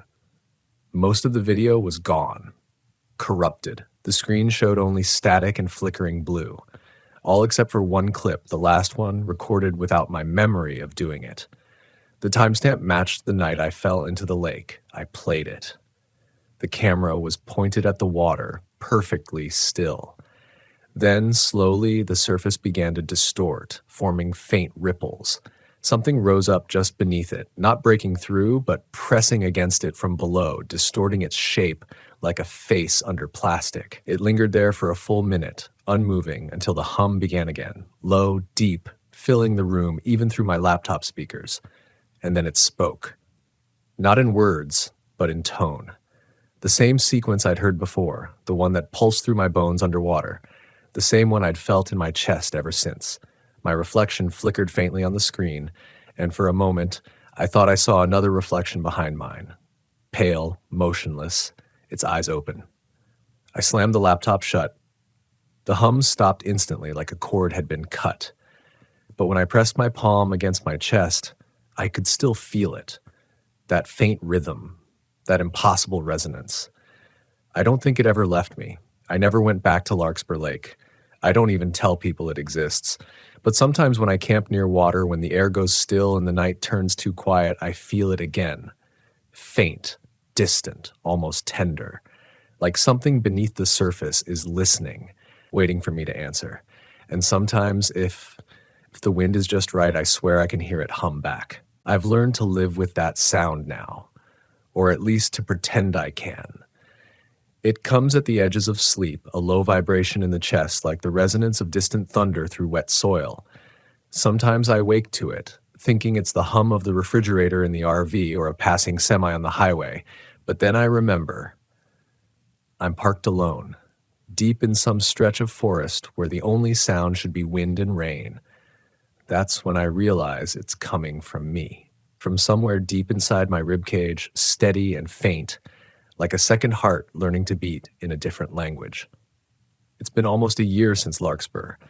I've driven thousands of miles since then, through Oregon's coastal fog, Montana's endless plains, Nevada's salt flats. No matter how far I go, I can't outrun the stillness that lake left inside me. I used to crave silence. Now I know it isn't quiet that soothes me. It's the small noises that remind me I'm still above the surface. The click of the heater, the buzz of a fly, the sigh of the forest when it thinks no one's listening, anything but that perfect, bottomless quiet. I stopped filming for a while. Every time I tried, the audio would come back wrong. Distant, warped, with that same undertone humming beneath my voice. I'd upload a clip and someone would comment, "What's that sound in the background?" Or, "Is there water near your mic?" Eventually, I stopped replying. I told myself it was a bad recording issue, but I knew the truth. It wasn't coming from outside. Last month, curiosity won again. I drove north, close, but not too close, to the Idaho border. I parked near a small reservoir called Mirror Run. The first night was fine, cold, quiet, uneventful. But on the second night, just before dawn, I woke to find my phone's screen glowing faintly blue. The camera app was open, recording. The footage showed nothing but my sleeping face and faintly, behind the RV window, the reflection of moving water, even though there was no lake nearby. I deleted it, but the feeling didn't go away. People think fear is loud, screaming, crashing, chaos, but the kind that stays with you is quiet. It sits between heartbeats. It's the pause after the noise where your mind starts to wonder if the silence itself is listening. I tell myself I survived that night, that I escaped the lake. But sometimes I'm not sure that's true. Sometimes I think part of me never came back out. There's one thing that haunts me most, a detail I didn't mention before. The Polaroid I'd found on the dock, the one of the man and the boy, I kept it. I don't know why. Maybe I needed proof that any of it really happened. But a few weeks after I left Larkspur, I took another look at it under better light. The image had changed. The boy was gone. Only the man remained, standing alone on the dock. And the water behind him wasn't still anymore. It was moving, rippling outward, as though something had just gone under. I tried to burn it. It wouldn't catch. The edges curled, the ink ran, but the image never disappeared. So I sealed it in a plastic bag and threw it into a trash barrel at a rest stop near Missoula. That night, I dreamed I was underwater again. The light from above was gone. I was sinking, deeper this time, and the hum wasn't coming from the lake anymore. It was coming from below me. I looked down, and in the dark, I saw faces. Not human ones, but shapes mimicking them, mouths forming around sound that had no meaning. And through that endless blue, I saw the faint outline of a dock above me, bending and swaying like a shadow across the surface. When I woke, I was gasping, my clothes damp with sweat. The hum was louder than ever, echoing through the walls of the RV. I turned on every light, every sound I could, the radio, the TV, the fan, anything to drown it out. It worked for a while. But now I don't fight it. I let it come. Because I think Somehow it wants to be heard. If you ever find yourself out near Larkspur Lake, don't stop. Don't camp there. Don't follow the trails that lead to water that doesn't move. If you do and you start to feel that vibration in your chest, that faint, impossible pull, leave. Don't listen. Don't look. Just leave. Because once it knows you've heard it, once it finds the right frequency inside you, it never lets go. I tell myself the hum is just a memory, a phantom echo of a place I should never have gone. But some nights when I park beside another lake and I see the water still and black under the moon, I swear I can feel it again. Faint, steady, rising from the depths of something I can't name. And when it comes, I don't cover my ears anymore. I just close my eyes and whisper into the silence, I hear you. Because part of me knows, whatever sleeps beneath that lake heard me first. My name's Jack Leeton. I'm 53 years old, and I've worked as a park ranger for nearly 3 decades, most of it in the mountain regions of Montana, and the rest scattered across the national parks of the American West. I've seen the kind of beauty that makes you feel close to something divine. But I've also seen the kind of silence that feels like it's waiting to devour you. I've guided hikers out of canyons, pulled drunk campers out of rivers, and patched up more than a few curious tourists who thought the wilderness was something they could bargain with. Yet what still wakes me up at night aren't the things I've seen with my eyes. It's the things I've heard. The stories whispered between rangers around campfires, and the strange calls on the radio that we never officially logged. I used to think the woods just played tricks on people.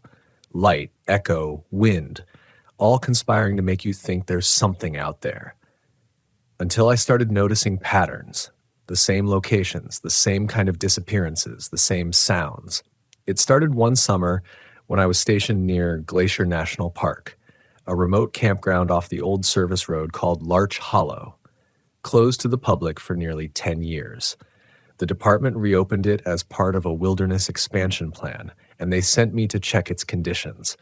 It was supposed to be a 2-night stay, just me and my old Volkswagen camper, a bright orange relic from my youth that still hummed like a patient old dog. The first night was fine. The air smelled like pine and stone dust. The stars looked close enough to touch, and I felt that familiar calm that comes with being utterly alone. But around 3 a.m., the forest changed. You can hear it when that happens. The air thickens, the crickets stop, and even your breathing starts to sound out of place. That's when I heard the knocking. 3 slow knocks, not on the van's metal, but on the ground outside. Hollow, deliberate. I remember sitting up thinking maybe a branch fell or maybe my mind was still tangled in dreams. But the sound came again. 3 knocks, perfectly spaced. I grabbed my flashlight and stepped out into the fog. The beam cut through a wall of mist that hadn't been there before. The forest smelled different too. Not the crisp pine and dirt I was used to, but something damp and sour, like wood that had been underwater for too long. I aimed the light at the tree line and saw nothing. Only the mist shifting like it was alive, curling between the trunks. I almost went back inside. Almost. But I caught sight of footprints, barefoot, human, leading away from the campsite toward the river. I followed them for a while, the fog swallowing the beam of my light after 10 feet. Then I heard it, a faint voice calling, low and drawn out. Ranger. It wasn't panicked. It wasn't even loud. Just there. Like it was standing right beside me. I froze, listening. The voice came again, but now it was behind me. Ranger, help me. My heart hammered. I turned slowly, shining the light back toward my van, but the mist had thickened so much I could barely make out its shape. And then I saw something move. Not a person, but a shadow in the fog, gliding instead of walking. I shouted out, identifying myself like we're trained to do. No answer. Then silence. I started backing up toward the van, each step deliberate, trying to remember where the ground sloped near the riverbank. But before I reached the van, I heard that same knocking again. Closer now. 3 knocks, and from the direction of the sound, something stepped out of the fog. At first I thought it was a man, same height as me, same build, but the light hit its face. and there wasn't one. Just smooth, pale skin like the mist itself had shaped it. It tilted its head as if listening, and then it copied me, step for step. I took one step back. It did too. I raised my hand. It raised its. When I reached the van door, I didn't think. I just slammed it shut, locked it, and started the engine. The headlights cut through the fog, and for a second I saw it standing there, hand against the glass, featureless, watching me. I drove out of that sight as fast as that old VW would go. By dawn, I'd made it to the ranger station 30 miles east. I told the supervisor there was a strange person wandering the campground. He looked at me for a long time, then poured 2 cups of coffee. "You heard the knocks, didn't you?" he said. That was the first time I realized this wasn't just my experience. He told me Larch Hollow had a history. Back before it was closed, campers had gone missing. One couple was found weeks later miles away, both sitting upright in their RV, eyes open, skin gray. No sign of struggle, no footprints leading away. The coroner couldn't find a cause of death. They just stopped being alive. Over the years, I started collecting these stories. Rangers talk, even when reports don't make it into the logs. And the pattern grew clearer. The same sound, the 3 knocks showing up in parks across the country. Always where someone vanished. Always between 3 and 4 a.m. Some say it's geological, the earth shifting, echoing. Others think it's animal behavior or wind resonance. But there's one theory that stuck with me. It came from an old ranger I met in Utah named Briggs. He said the knocks weren't a sound. They were a signal, a kind of invitation. Once you hear it, he said, you're already answering. I laughed it off at the time, but later that season, something happened that forced me to believe him. It was at a small RV campground in the Bitterroot Range. 6 sites, no hookups, no other campers that week except for an older couple from Idaho. They pulled up in a silver Class C and told me they just wanted peace and quiet. Nice folks, polite, cautious, the kind that double-checks their food storage and leaves no trace. The 3rd night, I did my usual patrol before bed. Everything was calm, but at 3:27 a.m., I woke to the sound of screaming. A woman's scream, sharp and wet, cut off halfway through. I bolted out of my van with my light and radio, heading straight for their site. The fire was still burning low, chairs tipped over, food half eaten, but they were gone. No footprints, no tire marks, just gone. Then I noticed it. The picnic table. 3 perfect dents in the wood, evenly spaced like someone had tapped it with a hammer. Knock, knock, knock. And the air was humming again, that same way it had back in Larch Hollow, like the forest was holding its breath. I searched until sunrise, called it in, filed the report. They brought dogs, drones, everything. Nothing. Weeks later, they found their RV 40 miles away, parked at a scenic overlook. Doors locked from the inside, keys still in the ignition. Both of them sitting side by side, eyes open, same gray skin, same expression. That's when I stopped camping alone. Even now, when I drive through national parks, I can't help but scan for signs, the same smell, the same silence, the same rhythm in the dark. It's not just superstition. It's something that connects the parks, the ground beneath them. And sometimes when I pull over to rest, I still hear it, faintly. Knock, knock, knock. And I wonder, what if it's not calling for me, but through me? I tried to tell myself the mind plays tricks in isolation, that the forest is like an echo chamber. It remembers sounds and sends them back wrong. But then came the calls. Sometimes around dusk, my ranger radio would crackle even when I wasn't logged in. Static, a faint whisper, and then a single word. Report. Only it wasn't from any known channel. I checked with dispatch. They said there was no transmission logged from my region. I didn't tell anyone at first. You learn early in this line of work not to sound superstitious. Fear is contagious, and rangers are supposed to be the cure. But something about those transmissions felt personal. Like someone knew exactly where I was parked, exactly when I'd be listening. One evening, at the tail end of summer, I decided to test it. I parked my Volkswagen near an unmarked service road north of the park boundary, a place old maps called 9 Mile Clearing. No campsites, no trails, just overgrown dirt and an abandoned ranger outpost. I stayed inside the van, radio on, notebook open. The air was still. Then at 3 a.m. on the dot, it came. Static. Then a voice, low and flat. "Ranger, you left the light on." I froze. My headlights were off, my lantern dim. The only light was the faint glow of the dashboard clock. I switched the radio off, heart pounding. But the voice didn't stop. It came again, clearer this time, as if coming through a crack in the air itself. "You left it on. They can see you." I don't remember opening the door or stepping outside, but I must have, because the next thing I knew, I was standing barefoot in the grass, the cold dew biting at my feet. The forest was silent, but something moved out there. Not footsteps, but a low vibration through the soil, like distant thunder buried underground. And then the knocking started again. This time it wasn't 3 knocks. It was 6, faster, urgent, desperate. I swung my flashlight in a wide arc. Nothing. But then I saw something at the edge of the clearing, the silhouette of another Volkswagen camper, identical to mine. Same rust marks, same cracked windshield, same dent on the rear fender, the same license plate. The light flickered. My knees went weak. I walked closer, against every instinct screaming not to. The fog pressed down like weight, and the smell, God, that same smell, damp, rotten earth and wet ash. When I reached the other van, I noticed the door was open. Inside, a ranger uniform hung from a hook, still pressed clean. My own name stitched on the badge, and on the passenger seat, a radio, faintly glowing. "Ranger Layton," the voice said, perfectly calm now. "Do not forget what you are supposed to remember." Then silence. I backed away slowly, unable to breathe until the forest shifted again. The mist broke apart and the clearing was empty. No second van, no footprints.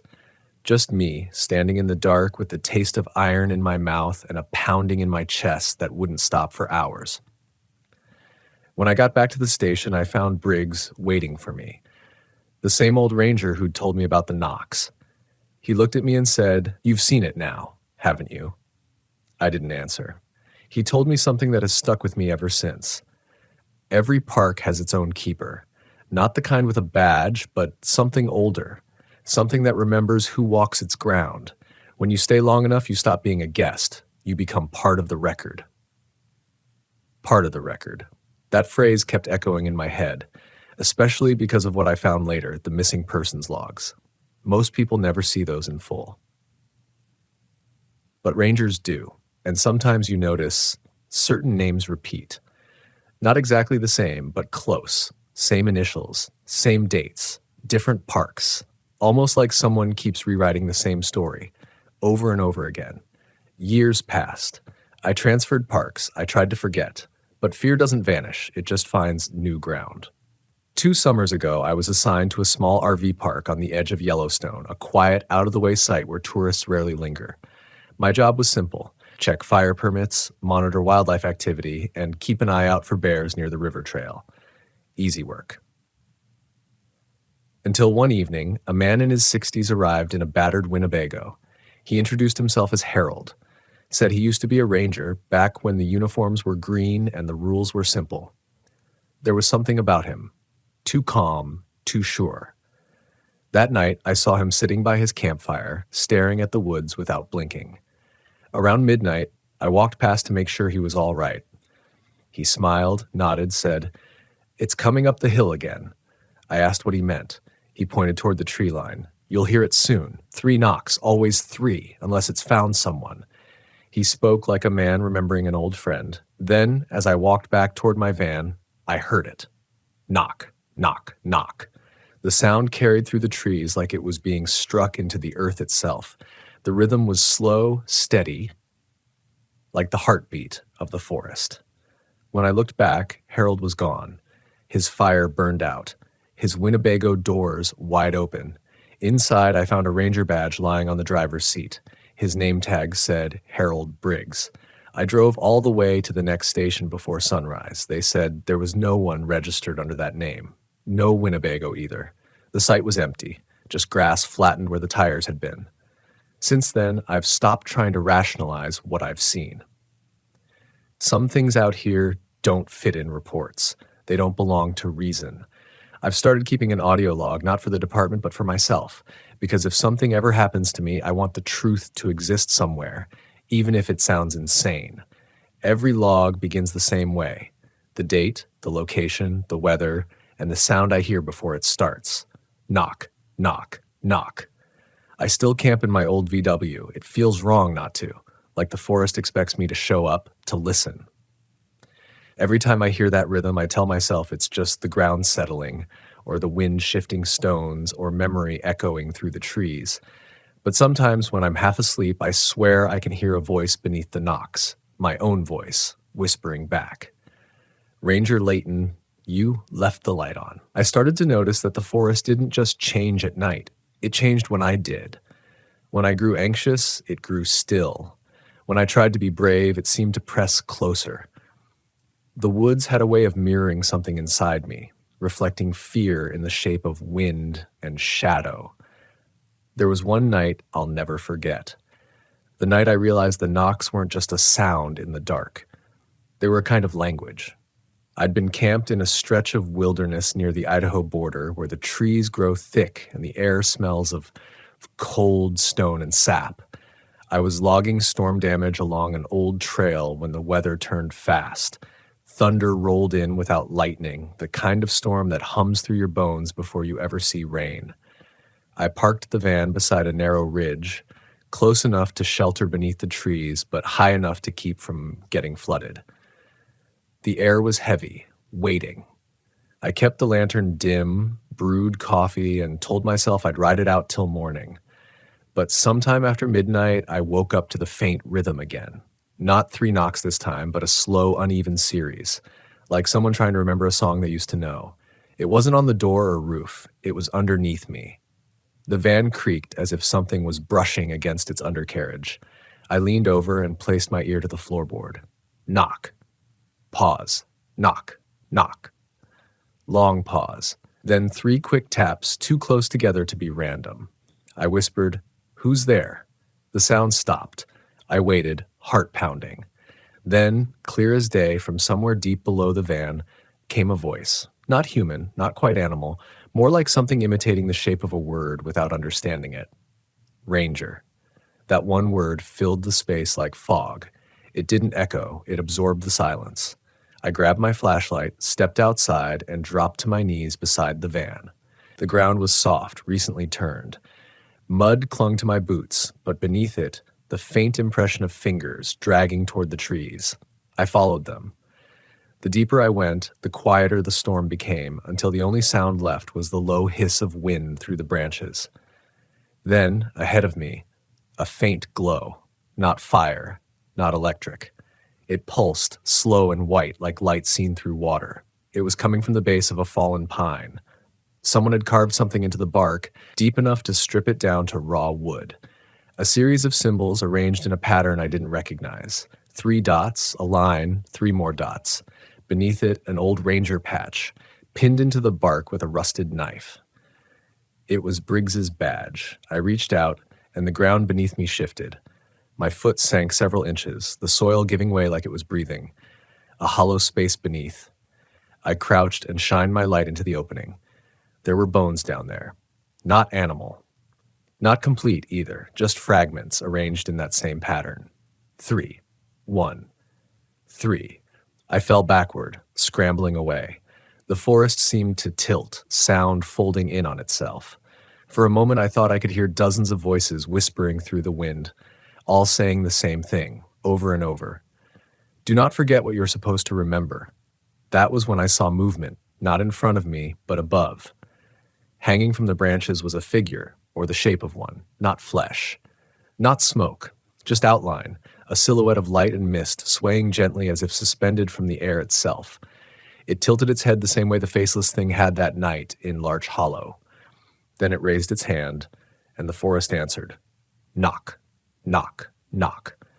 The sound came from everywhere, reverberating through the ground, the trees, my chest, and then beneath it, another rhythm, like a heartbeat, slower, deeper. I ran. Branches tore at my arms as I stumbled through the dark, but the knocks followed, closer, clearer, inside my head now, syncing with my pulse. By the time I reached the van, my flashlight had gone dead. I threw myself inside and slammed the door. The engine wouldn't start. Just the click of the ignition matching the rhythm outside. Knock, knock, knock. I gripped the steering wheel and whispered to no one, "Please stop." Then, through the windshield, I saw something move. The outline of a ranger, standing in front of the van, one hand lifted in greeting. The uniform was mine. The badge read, "Jack Layton." He smiled. Or maybe he didn't. Maybe I just wanted to believe he did. Then he pointed toward the ridge, and I understood. He wanted me to leave. I tried the ignition again. This time the engine roared to life. The headlights flickered once, and for a heartbeat I saw his face, not smooth anymore. It looked like mine, only older, worn. A version of me that had stayed in the forest too long. I drove until dawn. Didn't stop until I saw the highway. Didn't sleep for 2 days. When I finally returned to the station, I told them the site had been compromised. Sinkholes, unsafe terrain needed to be closed. I filed the report under geological instability. No one questioned it. But I kept the badge. It's still in my glove compartment. Some nights when I can't sleep, I take it out and look at the inscription carved faintly on the back. 3 dots, a line, 3 dots. I've tried to decode it. Morse, maybe, or a ranger's mark. But nothing matches, and yet sometimes when I'm driving the long, empty stretches between assignments, the pattern seems to repeat in the world around me. The click of road seams, the flash of reflectors, the beat of my own heart. 3, 1, 3. It feels less like a warning now and more like a reminder. Of what? I don't know. Maybe that there's a thin line between those who guard the wild and those who vanish into it. Maybe that every sound out there, no matter how strange, starts with something alive trying to be heard. These days, I don't fear the knocks as much as I used to. I listen. Sometimes I even answer. Because maybe that's what the forest has been asking for all along. Acknowledgement. Memory. Witness. And if that's the price of surviving out here, I can live with that. But every once in a while, when I pull off the road to rest and the night settles too deep, I swear I can see another van parked across the clearing. Same rust, same color, same dent. And from the dark, a voice, mine but not, drifts through the still air. "You left the light on." Then softly, beneath the hum of the trees, knock, knock, knock. The static channel. When silence speaks back. I've always believed silence was a kind of peace. I used to chase it, the kind that hums behind the wind when you turn off your engine and just listen. That was before I learned that silence can speak back. My name's Eli Turner, I'm 37, and for most of my adult life, I've been on the road. I fix and refurbish old radios out of my RV, a faded silver Winnebago that's seen more sunsets than people lately. This happened out near Cedar Hollow Campground, a forgotten patch of desert between Utah and Nevada where the land feels stripped bare. I went there in early spring to camp for a week, to find some space away from the noise of other lives. But the noise that found me wasn't human, and it's never really stopped. The drive out there was long and straight, the kind of drive that makes your mind loosen and drift. I remember the way the static on my CB radio thinned as I moved deeper into the desert, until it was just faint background hiss.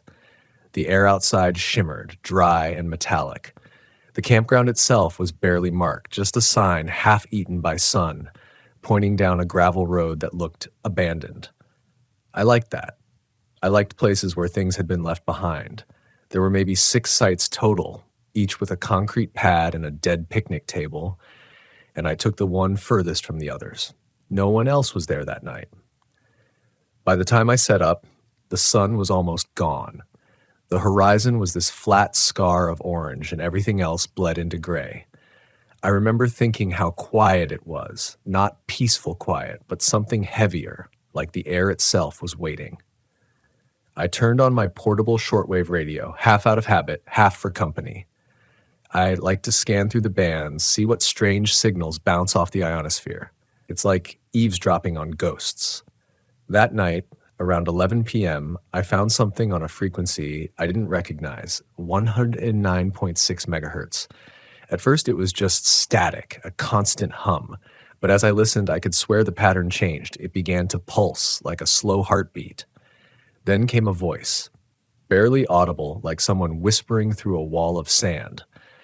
I turned the dial, trying to tune it clearer, but the more I adjusted, the more distorted it became. I caught fragments, my name, I think, or something close to it, then silence. I told myself it was just skip interference, maybe someone's old transmission bouncing from miles away, but the sound didn't feel distant. It felt close. When I finally shut it off, the quiet hit me again, harder. You'd think after all my time alone I'd be used to it, but this was different. It was aware. I tried to sleep, but the wind kept shifting, first soft, then sharp, like it was whispering through the seams of my RV.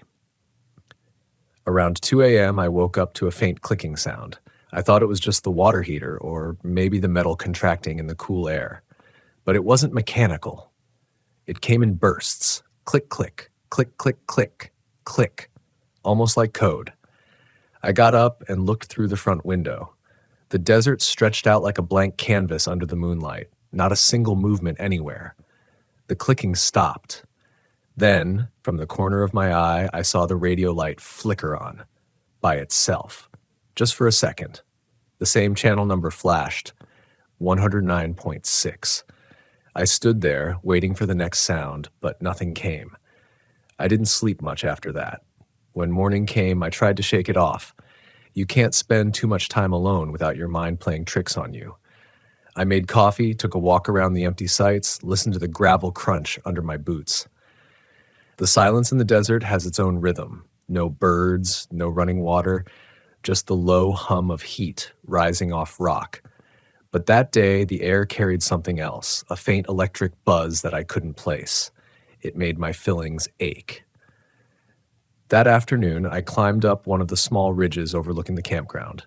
From up there, you could see the valley stretch for miles, just bleached stone and old juniper. That's when I noticed something strange, a tower standing far off in the distance, about a mile north. Thin, rusted, half-collapsed. It looked like an old radio relay, one of the government types that used to bounce emergency signals across state lines. I figured that might explain the weird transmission I picked up. So I decided I'd hike out there the next morning. That night, I turned on the shortwave again, mostly out of curiosity.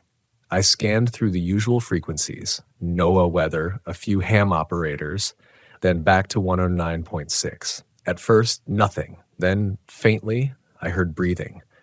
Not wind, not distortion, just slow, rhythmic breathing. It came and went, fading in and out like someone moving close to the microphone, then away again. I froze, hand on the dial. I wanted to believe it was a feedback loop or some audio glitch. But then a voice whispered, "Don't come closer." It was so soft, I almost doubted I'd heard it. I shut off the radio, my heart hammering, and sat there in the dark, staring at my reflection in the glass. The desert outside was absolutely still. Not even the wind moving. I remember whispering to myself, something stupid like, "It's just static, Eli. Just static." But deep down, I already knew something was wrong. I didn't touch the radio again that night. But around 3 a.m., I woke up to the same faint clicking, closer this time, like it was right outside the RV. I held my breath, listening. The pattern repeated, 3 short clicks, then 1 long. I remembered enough from my Navy days to know it sounded like Morse code.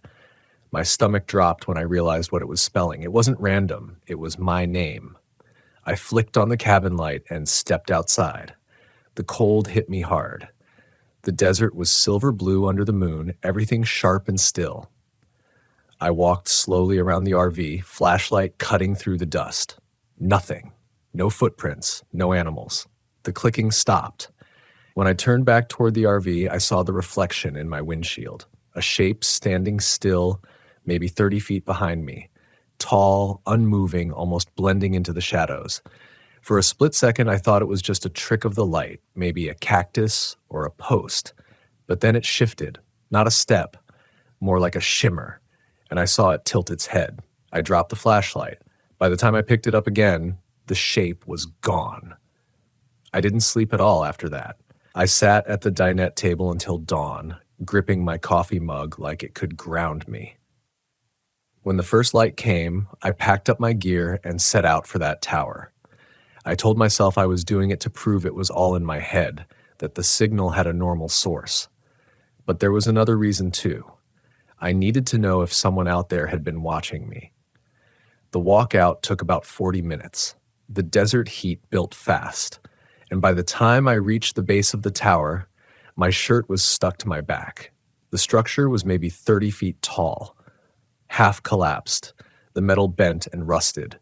There were old cables scattered in the dust and a control box with a broken lock. I pried it open and found a small radio transceiver still bolted inside, its wires leading into the ground. It was dead, long out of power. But etched into the metal casing, scratched by hand, were 3 words that made my chest tighten. We heard it too. I don't know how long I stood there staring at that. The wind picked up, whispering through the broken metal like a voice trying to form words. I suddenly felt exposed, like something was watching from the ridges, waiting. That was when I heard the radio again. Back at camp. It was faint, carried on the air, my radio somehow turning itself on. I ran. When I reached the RV, the sound was louder, a soft, pulsing hiss coming through the cracked open window. The radio light blinked steady, as if someone had turned the dial with precision. My hands were shaking, but I climbed inside and crossed to the table where I'd left the radio. The frequency read the same, 109.6 megahertz. The sound of static was rising and falling in a rhythm too deliberate to be random. I hesitated before touching it. The air inside the RV was hot and dry, but under it I felt this cool electric undercurrent like the atmosphere before a storm. My fingers hovered over the volume knob. That's when I heard the first voice. Eli? It was faint, warped by static, but there was no mistaking it. The sound of my own name, spoken in a tone halfway between question and fear. My throat went dry. Who is this? I asked, barely above a whisper. No response at first, only that uneven breathing again, and a long band of silence that pressed against my ears until I wanted to scream. Then came a second voice, clearer, closer to the microphone. Don't answer it. I jumped back from the table, heart hammering. The air inside the RV seemed to tilt, like pressure shifting in a sealed room. I stared at the radio, frozen. I didn't know if I was listening to 2 people or one voice overlapping itself in delay. I switched off the power, and for a moment I thought it was over. But the static didn't stop. It was still there, faint but steady, even though the unit was off. I yanked the battery cord. The static stayed. That's when the smell hit. Ozone and something like burnt metal. It was coming from the small vent near the floor. I crouched down, feeling the heat radiating from it. The desert wind outside was dead still, but the air through that vent was pulsing, rhythmic, like a living thing breathing. I stumbled outside again, stopped, half expecting to find someone parked nearby or walking between the sites. But the whole place was empty. The only sound was the faint hum of the desert and the faint ticking coming from beneath the RV. Soft, precise, mechanical.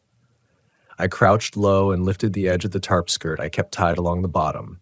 There was a small transistor unit taped under the chassis, one I'd never seen before. The casing looked military, maybe Cold War era, scuffed and etched with numbers. The wires ran up toward the RV's undercarriage. My stomach turned over as I realized it had been transmitting. I pulled it loose and killed the connection, but as soon as I did, a new sound came from the radio inside. A sharp burst like feedback, followed by a voice so close it made my knees lock. Why did you cut me off? The sound came from the built-in speaker, even though the device still had no power. The words were drawn out, strained through distortion, like someone underwater trying to speak. I didn't answer, couldn't. The desert light outside had turned harsh, the kind that bleaches color out of everything. My hands were shaking so bad I dropped the transistor and it cracked open on the ground. Inside was something that looked like a microphone, but older, built from brass and crystal instead of plastic. Someone had engraved symbols into it, small and circular, like runes or waveforms. And then the temperature dropped. Fast. From the high 90s to what felt like the low 50s in a matter of seconds. The air went thin and hollow, and I could hear my breath. I looked out toward the ridge and saw movement again, that same tall, narrow shape standing just at the edge of the sunlight, still, watching. I turned to grab my keys, but before I could start the engine, the voice came again, louder this time, filling the cabin. "Don't leave yet, Eli." The sound came not from the radio, but from every direction, from the air ducts, the cabinets, the metal frame. My skin prickled. It wasn't a stranger's voice this time. It was mine. That's when panic finally hit. I slammed the ignition and floored it down the gravel road, the RV rattling so hard I thought it might come apart. The radio behind me flickered and popped, the same phrase repeating, chopped and distorted. Don't leave. When I hit the highway, I kept driving until the sun dropped low again, until I saw a diner with a faded open sign blinking in the window. I parked right there in the lot, breathing hard, hands gripping the wheel like if I let go, the sound would start again. The waitress inside must have seen something in my face because she didn't ask questions, just poured coffee and said softly, "You came from Cedar Hollow, didn't you?" I froze mid-sip. "How do you know that?" She nodded toward the payphone on the wall. "We used to have truckers stop here all the time. They'd talk about hearing things when they passed that stretch. Radio chatter that wasn't supposed to exist. One guy said he heard his wife's voice. Thing is, she'd been dead 3 years. Her tone was calm, but her eyes said she wasn't joking. They shut that place down after the tower went dark, she added. People stopped answering calls from that frequency. Some say it's the old weather relay still sending echoes." "Echoes?" I asked. She shrugged. "Not the kind that bounce off mountains, the kind that remember." I sat there, staring at my reflection in the diner window, coffee cooling in my hands. Outside, the RV sat silent under the orange sky. For a moment, I considered leaving it there and hitching a ride back east. But I couldn't. That voice, my voice, kept replaying in my head, warped and pleading. "Don't leave yet, Eli." So I did the stupid thing. I went back. I drove out at dawn 2 days later, against every bit of sense I had. I told myself it was just unfinished curiosity, that I needed to see if that relay tower really was active. But deep down, I knew it wasn't curiosity. It was pull. Something unfinished between me and that silence. When I reached Cedar Hollow again, the landscape looked unchanged, but there was a faint smell of dust and ozone that clung to the air like burnt plastic. The tower still stood in the distance, and the same patch of ground where I'd found that transistor was disturbed, like something had been dug up. Inside the RV, the radio was on again. No power, no batteries, still transmitting. The voice was steady now, almost conversational. "I told you not to come closer." And then it laughed, not mocking, but tired. Familiar. "Do you remember," it said, "what you did out here the first time?" I didn't answer. The silence swelled, thick and living, until the radio hissed again. Then I heard something that made my chest go cold. The sound of my own voice from 2 nights earlier when I had whispered, "It's just static, Eli. Just static." It had recorded me. I felt the weight of those words sink into me. Not just the fact that it had recorded me, but that it was playing me back. The pitch was off, a little slower, deeper, like someone trying to imitate my tone but missing the emotion behind it. I stepped closer, each breath loud in my ears. The radio's small orange light blinked with every syllable, like it was alive, like it was breathing in sync with the voice. Then silence. But not true silence. The kind where the air hums with something invisible. I didn't realize I was holding my breath until it came again, soft, low, almost compassionate. "You left me out here." My throat went dry. The wind outside began to move again, scraping dust against the side of the RV, slow at first, then heavier, faster. I thought about the message scratched into the relay tower. We heard it too. I hadn't understood it before, but now it felt like a warning. Maybe not from the people who built it, but from those who'd already heard what I was hearing now. The voice changed. It wasn't me anymore. It wasn't anyone I recognized. It was layered, like several people whispering through the same frequency, overlapping until their words dissolved into one long exhale. I turned the dial, tried to tune it out, but the static followed.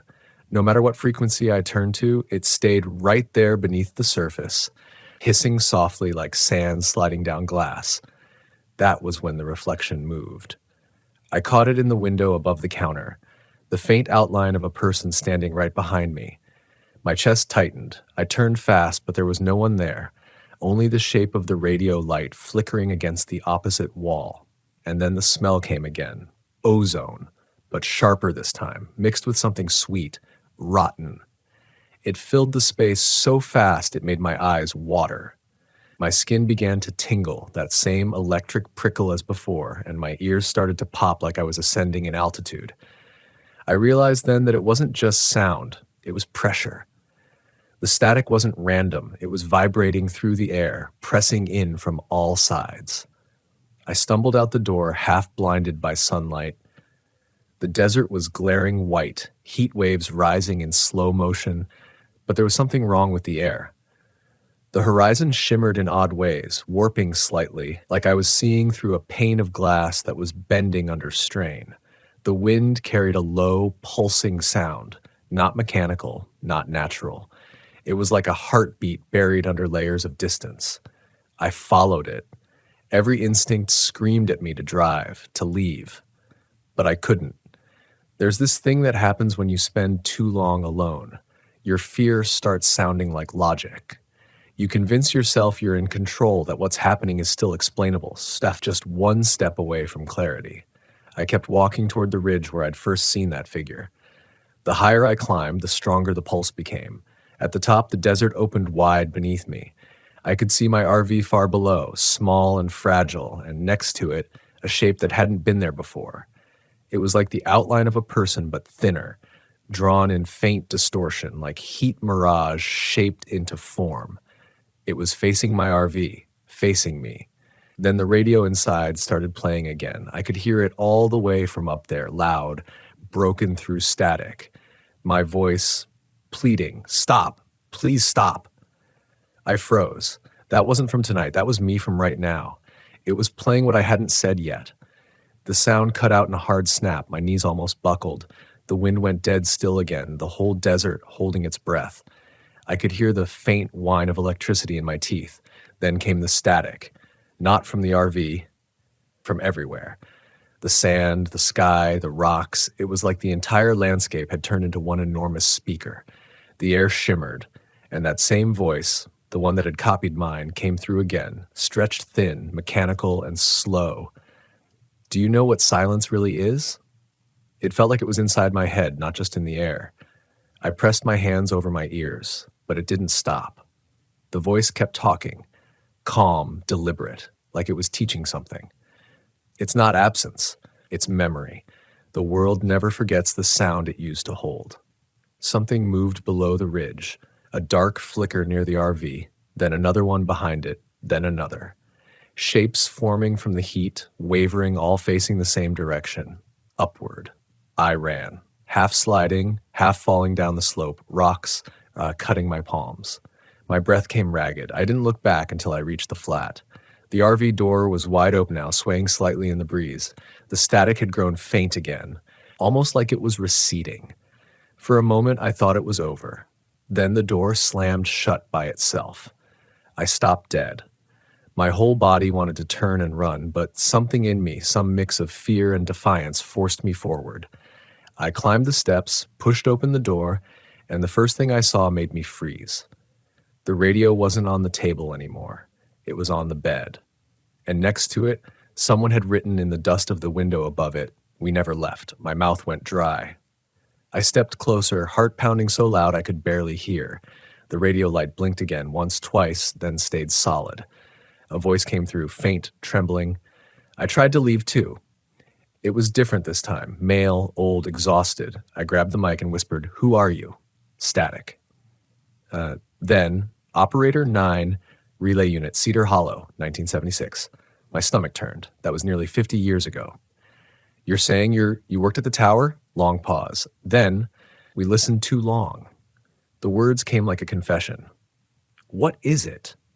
I asked, but the sound warped, dissolving into a low hum that made my skull ache. The entire RV began to vibrate, the cupboards rattling. I dropped the mic and stumbled backward. The hum grew deeper, resonant, like something beneath the earth was waking up. The windows fogged from the inside, even though the air was bone dry. Then everything stopped. The radio went dead, the light flicked off. I was left standing there in the heavy stillness, chest heaving, waiting for something else to move. Nothing did. Slowly, I turned to look out the window. The ridge was empty. The figures were gone. For the first time in days, I could hear nothing but the wind. I should have felt relief. I didn't, because in that silence, I realized something. The wind wasn't moving the same direction anymore. It was circling, whispering around the RV, not through it, like it was listening. That's when I understood what the voice had meant. Silence wasn't absence. It was memory, and this place remembered every sound it had ever swallowed. I reached for the radio one last time. My hand was shaking. I pressed the power switch, even though I knew it wasn't connected anymore. The light came on. The light glowed a steady amber, soft at first, then brighter. Too bright for that tiny device. The dial turned on its own, slow and deliberate, clicking through frequencies like invisible fingers were searching for something specific. I stood there frozen, watching it sweep through the bands, pausing for half a second here, 2 seconds there, until it landed back on 109.6 megahertz. The sound that came through this time wasn't static, it was a recording. My voice again, but clearer. Not warped or deepened, just perfectly normal. "This is Eli Turner," it said, "broadcasting from Cedar Hollow Campground. If anyone can hear this, please respond." My stomach flipped. I hadn't said that. Not yet, anyway. I didn't even know why those words came out of me when I whispered them to the empty air, because hearing your own voice speak what you're thinking before you do it does something to your mind. It rearranges the idea of control. The radio crackled. Then another voice answered, "Copy that, Eli." I stopped breathing. The tone was calm, almost casual, familiar. "You're late checking in," it said. "Static's been heavy tonight." I stared at the speaker, pulse pounding. The sound was clearer than any I'd heard since this started. "Who is this?" I managed to whisper. The reply came instantly. "You are." I dropped the mic and stumbled backward, hitting the edge of the table. The transmission didn't end. My voice, kept talking, this time faster, layered with a faint echo like there were two versions of me slightly out of sync. "You are," it repeated. "You are the relay." The radio light began to strobe faster and faster until it filled the whole RV in flashes of gold and white. I backed toward the door, but before I could reach it, the entire frame of the vehicle vibrated, every screw and seam rattling like it was under immense pressure. The air grew thick, charged. I could smell the ozone again, only stronger, sharp enough to sting my throat. Then I heard them. Voices, dozens of them, layered beneath the static, whispering through the vents, the cupboards, the thin metal walls. They spoke in broken sentences, fragments, names, questions. I could only make out a few words at a time. Signal, forgotten, stay with us. And then, beneath it all, the same steady tone of my own voice, calm and certain. "You're not listening, Eli. You're transmitting." It was too much. I lunged for the power cord, yanked it from the socket, and still the voices went on. Louder. The light from the radio flickered like a dying star, and then, with a final high-pitched whine, it went dark. For a long moment there was nothing, no sound, no wind, just the kind of silence that hums inside your skull. I stayed there, crouched by the wall, trembling, waiting for the next impossible thing, but none came. Eventually I stood up, hands numb, and opened the door. The desert was pale in the afternoon sun, empty and indifferent. Nothing moved. It was like the world had gone hollow, drained of motion, drained of sound. I stepped out slowly, half expecting to feel the ground shift beneath me, but it didn't. The air was still. I told myself I'd leave, right then. Just drive until the tank ran dry, leave the radio, the campsite, everything behind. But when I turned toward the RV, I saw something that stopped me cold. There were footprints in the dust leading away from my camper. Human, bare, and deep. Not mine. They started at the door and moved outward toward the flats. disappearing into the heat shimmer beyond the ridge. I followed them. At first, they were easy to track, small depressions in the dirt between the tufts of brittle sage. But the farther I went, the more irregular they became, the stride length changing, the heel dragging like whoever made them was struggling to move. The prints curved toward the north, right toward that rusted relay tower. When I reached the base, I saw what I'd missed before. Another set of prints. Older, shallower, the same shape, the same direction, dozens of them, all circling the tower, like people had walked around it over and over, pacing in silence. The air here felt heavier, colder. I could see my breath fog faintly, even though the sun was beating down hard. And beneath the tower, just below the twisted support beams, there was a small opening in the ground, half covered by a rusted sheet of corrugated metal. A vent shaft, maybe, or a maintenance hatch. The footprints led straight into it. I crouched down, pulling the metal aside. The smell hit first, dust, iron, and something faintly electrical, like hot wires cooling. A ladder descended into darkness. I don't know what made me climb down. Maybe the same thing that made me turn on the radio again after the first night, the need to understand what had already gone too far. The ladder creaked with each step, the air growing colder and heavier the deeper I went. After maybe 30 feet, I reached the bottom. The space was small, circular, the inside of an old bunker. The concrete walls were covered in static-like patterns of black mold, curling upward like fossilized waves. In the center stood a metal console, its dials corroded but still intact. A faint orange light blinked at its base. I could hear the steady hum of power somewhere deep within the walls. On the console was a microphone. Not the same as the one I found earlier, but similar. Old, worn, with a small brass plate engraved with numbers. Unit 109.6. I reached out. The air around it was cold enough to make my fingers ache. The moment my hand touched the mic, the light flicked brighter and a burst of static filled the chamber. Then a voice. "I told you we'd hear you." It wasn't my voice this time. It was older, rougher, filled with something between sorrow and amusement. "You're not the first," it said. "You tune too deep. The signal doesn't end. It remembers. It waits." I swallowed hard. "Who are you?" The light pulsed once. "Doesn't matter. None of us do now." I could hear faint breathing through the speaker, dozens of them, overlapping, as if the walls themselves were inhaling. The voice continued, quieter. "When the world went quiet up there, we thought we were alone. We thought the silence was mercy. But the channel never closes. It's just waiting for someone to listen long enough." The air trembled with a low resonance, making my bones buzz.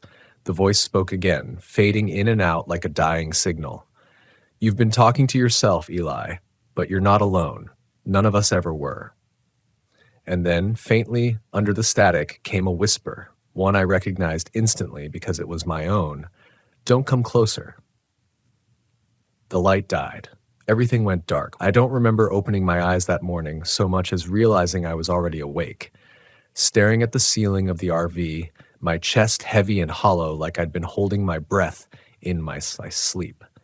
The static was still there, faint now, like it had withdrawn just enough to remind me it could return whenever it wanted. I turned off the radio completely and sat up, rubbing at my face, trying to shake the thick, muzzy feeling in my head. The desert light filtered through the blinds, pale and sharp. Everything looked normal again. Too normal. I told myself that what I'd heard last night, the voice breaking through, the strange pulsing tone, was nothing more than atmospheric interference. It was the most logical thing. But when I opened the RV door, my boots hit the dirt and I froze. There were prints leading away from the passenger side, human prints, small, narrow, and barefoot.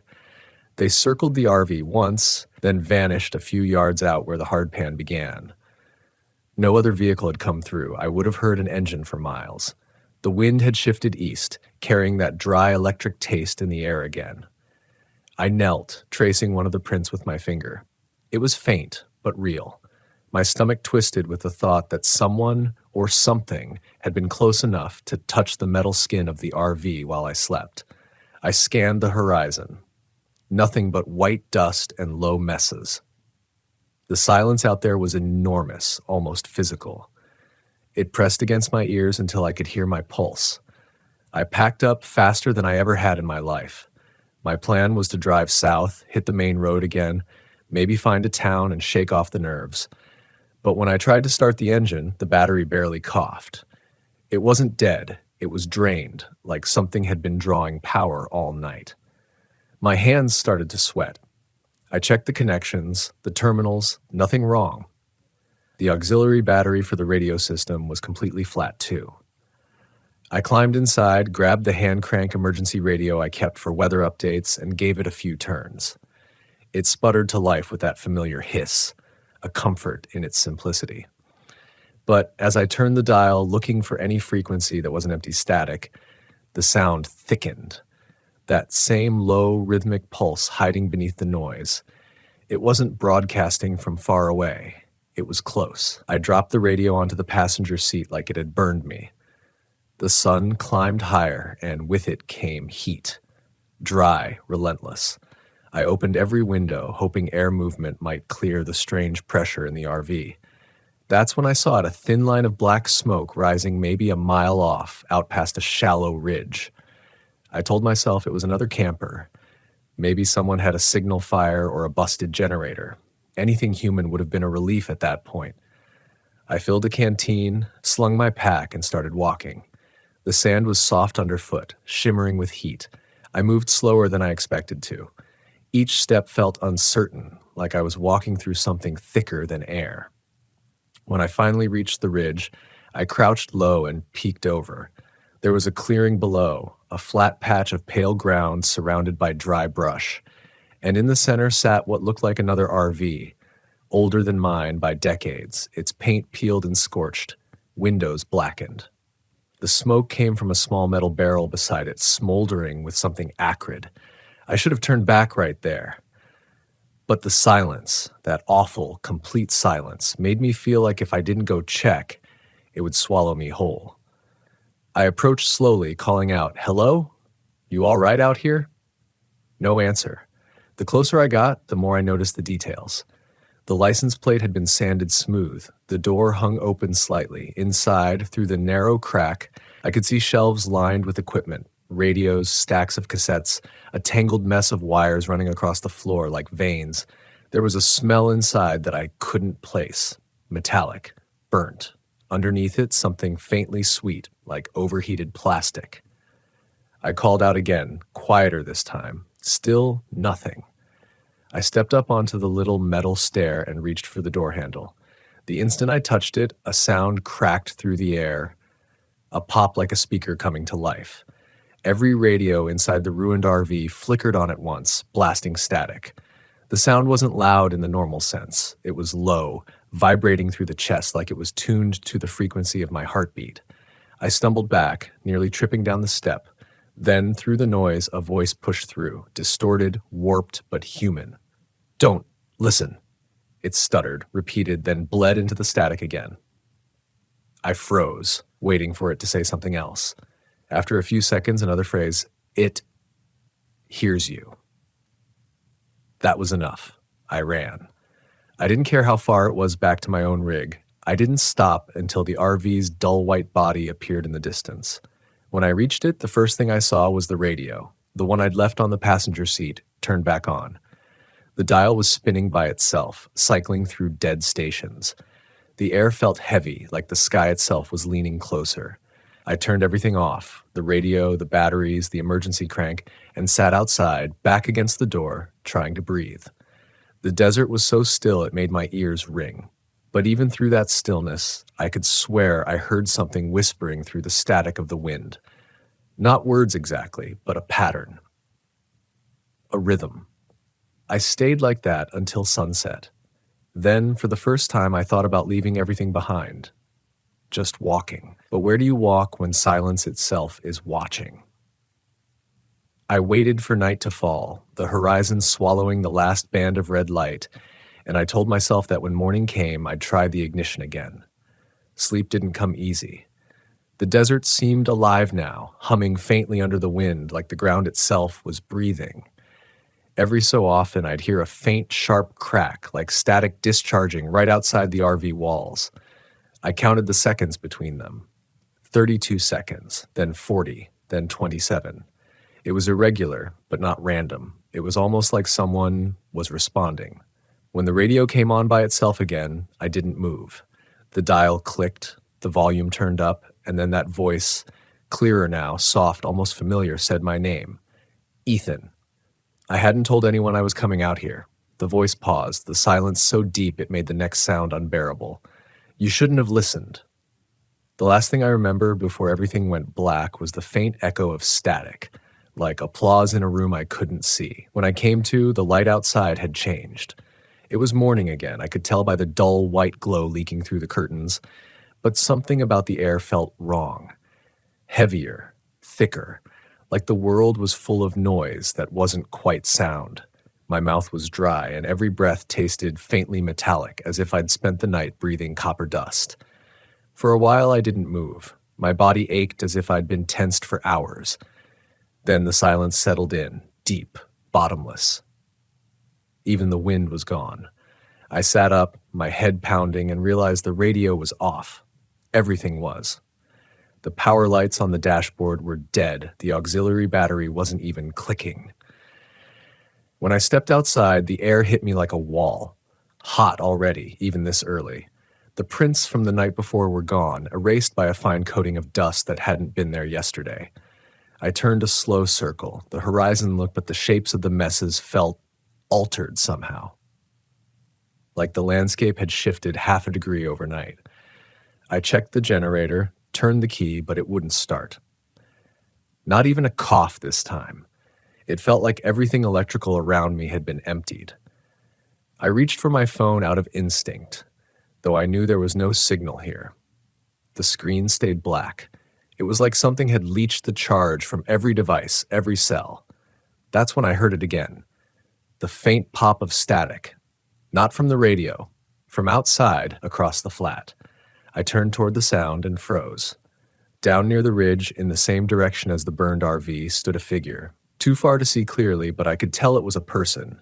Tall, thin, completely still. They faced me directly. My first thought was that it was a mirage, but then I saw the faint shimmer of movement around them. Not from heat. More like interference. A thin distortion that bent the air like rippling water. I shouted. No response. I took a few steps toward them, my boots crunching over the gravel, and the distortion deepened, flickering. Then, just as suddenly, the figure vanished, not like someone walking away, but like a channel cutting out mid-broadcast. I stood there for a long time, the sun beating down on my neck before I walked back to the RV. Inside, the radio was on again. I hadn't heard it power up. The dial was fixed to one frequency now, 7.33 megahertz. I didn't touch it. I just listened. At first, it was the same low hiss, but then buried inside it came a faint rhythmic sound, like breathing through static. Then words. My words. I froze as the recording played. The sound of my own voice calling out from earlier that morning. Hello? You all right out here? The exact same tone, the same inflection. It was replaying me. I lunged forward and yanked the battery cable from the back of the radio, tearing it free. The sound died instantly. The silence that followed was so total it made me dizzy. I stumbled back against the kitchenette counter and slid down until I was sitting on the floor, heart hammering. I must have stayed there for half an hour, trying to think through what could explain any of this. Atmospheric reflection? Auditory hallucination? But then how did the radio know my name? I decided I needed to leave, on foot if I had to. The main road wasn't more than 8 miles south, and I had enough water to make it if I started early. I loaded what I could into my pack, filled both canteens, and locked the RV out of pure reflex. As I started walking, I looked back once. The RV seemed smaller, sunken somehow, like it was being absorbed by the landscape. The desert was merciless. The heat came up from the ground, radiating through the soles of my boots. After maybe 2 hours, I started to feel lightheaded. The horizon blurred, the air quivering in waves. I kept my eyes fixed on what I thought was the faint glint of the highway in the distance. But the longer I walked, the more it felt like the land itself was stretching out, the horizon pulling away from me. Then I heard the static again. Not behind me, above. I stopped and looked up. The sky was empty, but the sound was coming from everywhere, swallowing the silence. It rose, swelled, then broke apart into 100 whispering voices, overlapping. Some were mine, some weren't. I dropped to my knees, hands over my ears, but it didn't help. The static was inside my skull now like a second heartbeat. I screamed, though I don't remember what I said, and then, suddenly, it stopped. When I opened my eyes, I was back at the RV. Standing at the door, my tracks, all the miles I'd walked, were gone. The sun was in the same position, like time itself had reset. I didn't go inside right away. I just stared at the reflection of my face in the RV's window. I looked wrong. My expression was mine, but slower, delayed, like a signal with lag. My reflection's mouth moved a fraction of a second after mine did. That was the first time I truly panicked. I ran, not away this time, but in circles, shouting just to hear something human. My voice came back to me half a second later, warped, like an echo through a blown speaker. It wasn't the desert responding. It was the static. By nightfall, I'd given up trying to leave. The temperature dropped fast, and the sky filled with stars that seemed too close, too sharp. I sat in the folding chair outside, clutching my canteen, staring into the black horizon. And somewhere out there, faint as a breath, I heard the voice again. Ethan. I stood, scanning the darkness. The voice came from the portable radio I'd thrown out earlier, lying half-buried a few yards away. Its red power light glowed faintly. "Come back inside," it whispered. I should have run then. But I didn't. Maybe it was exhaustion. Maybe something deeper. I walked toward the voice, the sand whispering under my boots. As I got closer, the static rose again, soft, pulsing like the space between breaths. When I bent down to pick up the radio, the whisper became a chorus, hundreds of overlapping voices, all mine. And behind them, a sound like someone drawing a long, slow breath right beside my ear. Then the voice, calm, clear, closer than ever, said, "Now you hear us." I turned, and in that instant, every shadow in the desert seemed to lean closer. I don't remember dropping the radio, but I must have, because when I came to, it was gone. The desert was utterly black around me. No moon, no starlight, like the night itself had been painted over. My breathing sounded too loud. I could feel every grain of sand shifting under my boots, the faint tremor of my own pulse echoing through the ground. Something was wrong with the air. It wasn't just quiet. It was charged, humming with the faint tremor of static electricity. The little hairs on my arms stood up, and I could smell ozone, that sharp metallic scent that always comes before a lightning strike. But there were no clouds, no storm. I turned back toward the RV, but it looked different now. The windows weren't reflecting my flashlight. They were absorbing the light, drinking it in like the glass wasn't glass anymore. My shadows stretched long across the dirt, warping with the movement of the light. Then from inside, the radio switched on again. I hadn't touched it. It came alive with that familiar crackle, but this time it was rhythmic, patterned, like it was breathing. I froze, my hands still on the flashlight, beam trembling across the door. The voice came again. Not the distortion, not the distant whisper. This time it was crystal clear, so close it made my stomach turn. "Let us speak." The words weren't loud, but they carried weight, like they came from every direction at once. I stepped back. My heel hit something soft. I pointed the light down and saw tracks. Barefoot, small, circling the RV again. But now, fresh ones led out into the desert. And at the very end of them, I saw something half buried in sand. A handheld radio identical to mine, its little speaker pulsing faintly. When I picked it up, the static burst through again, and layered beneath it was a low, human sound. A breath. Then a voice, this time my own, whispering, "It's still listening." I threw the radio. It shattered against the side of the RV, scattering batteries across the dirt. The sound didn't stop. The static just kept hissing, rising and falling like waves. Then out of nowhere, I heard footsteps, soft, uneven. approaching from the dark. My flashlight caught movement, a figure walking toward me. It was the same one I'd seen earlier by the ridge. Same height, same strange shimmer around it. My first thought wasn't fear, but disbelief. Like my brain was still trying to file what I was seeing into something familiar. Then the light passed over its face, and every part of me went cold. It was my face, but hollow, expressionless, like the reflection I'd seen in the glass, moving just a split second behind. Its mouth opened slowly, but no sound came out. Instead, the air around us filled with static again, louder, denser, until it became almost physical, pressing into my chest like wind. I stumbled back against the RV door, fumbling for the handle. My double kept walking, the edges of its shape flickering like bad reception. I slammed the door behind me and locked it, my hands shaking. The static didn't stop. It seeped through the walls now, through the vents, through the metal. I could hear faint voices bleeding through, thousands of them, whispering and gasping. Then, all at once, the radio on the counter turned itself on. Its dial spun violently before stopping on that same frequency, 7.33 megahertz. The sound that came through wasn't random this time. It was speech. My speech. It was repeating what I'd said moments before, word for word. Who are you? What do you want? Then, in the silence that followed, a single voice, clearer than any before, answered, "You brought us back."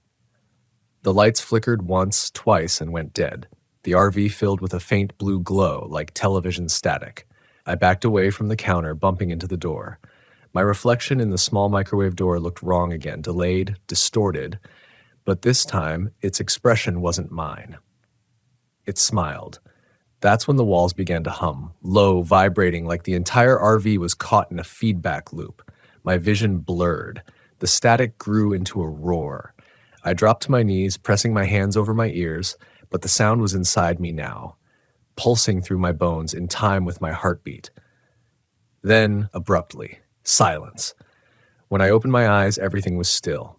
The air felt clean again. The power lights flickered weakly back to life. Outside, the desert looked normal. Morning was coming, just a pale stripe of dawn across the horizon. My throat was raw, my skin damp with sweat.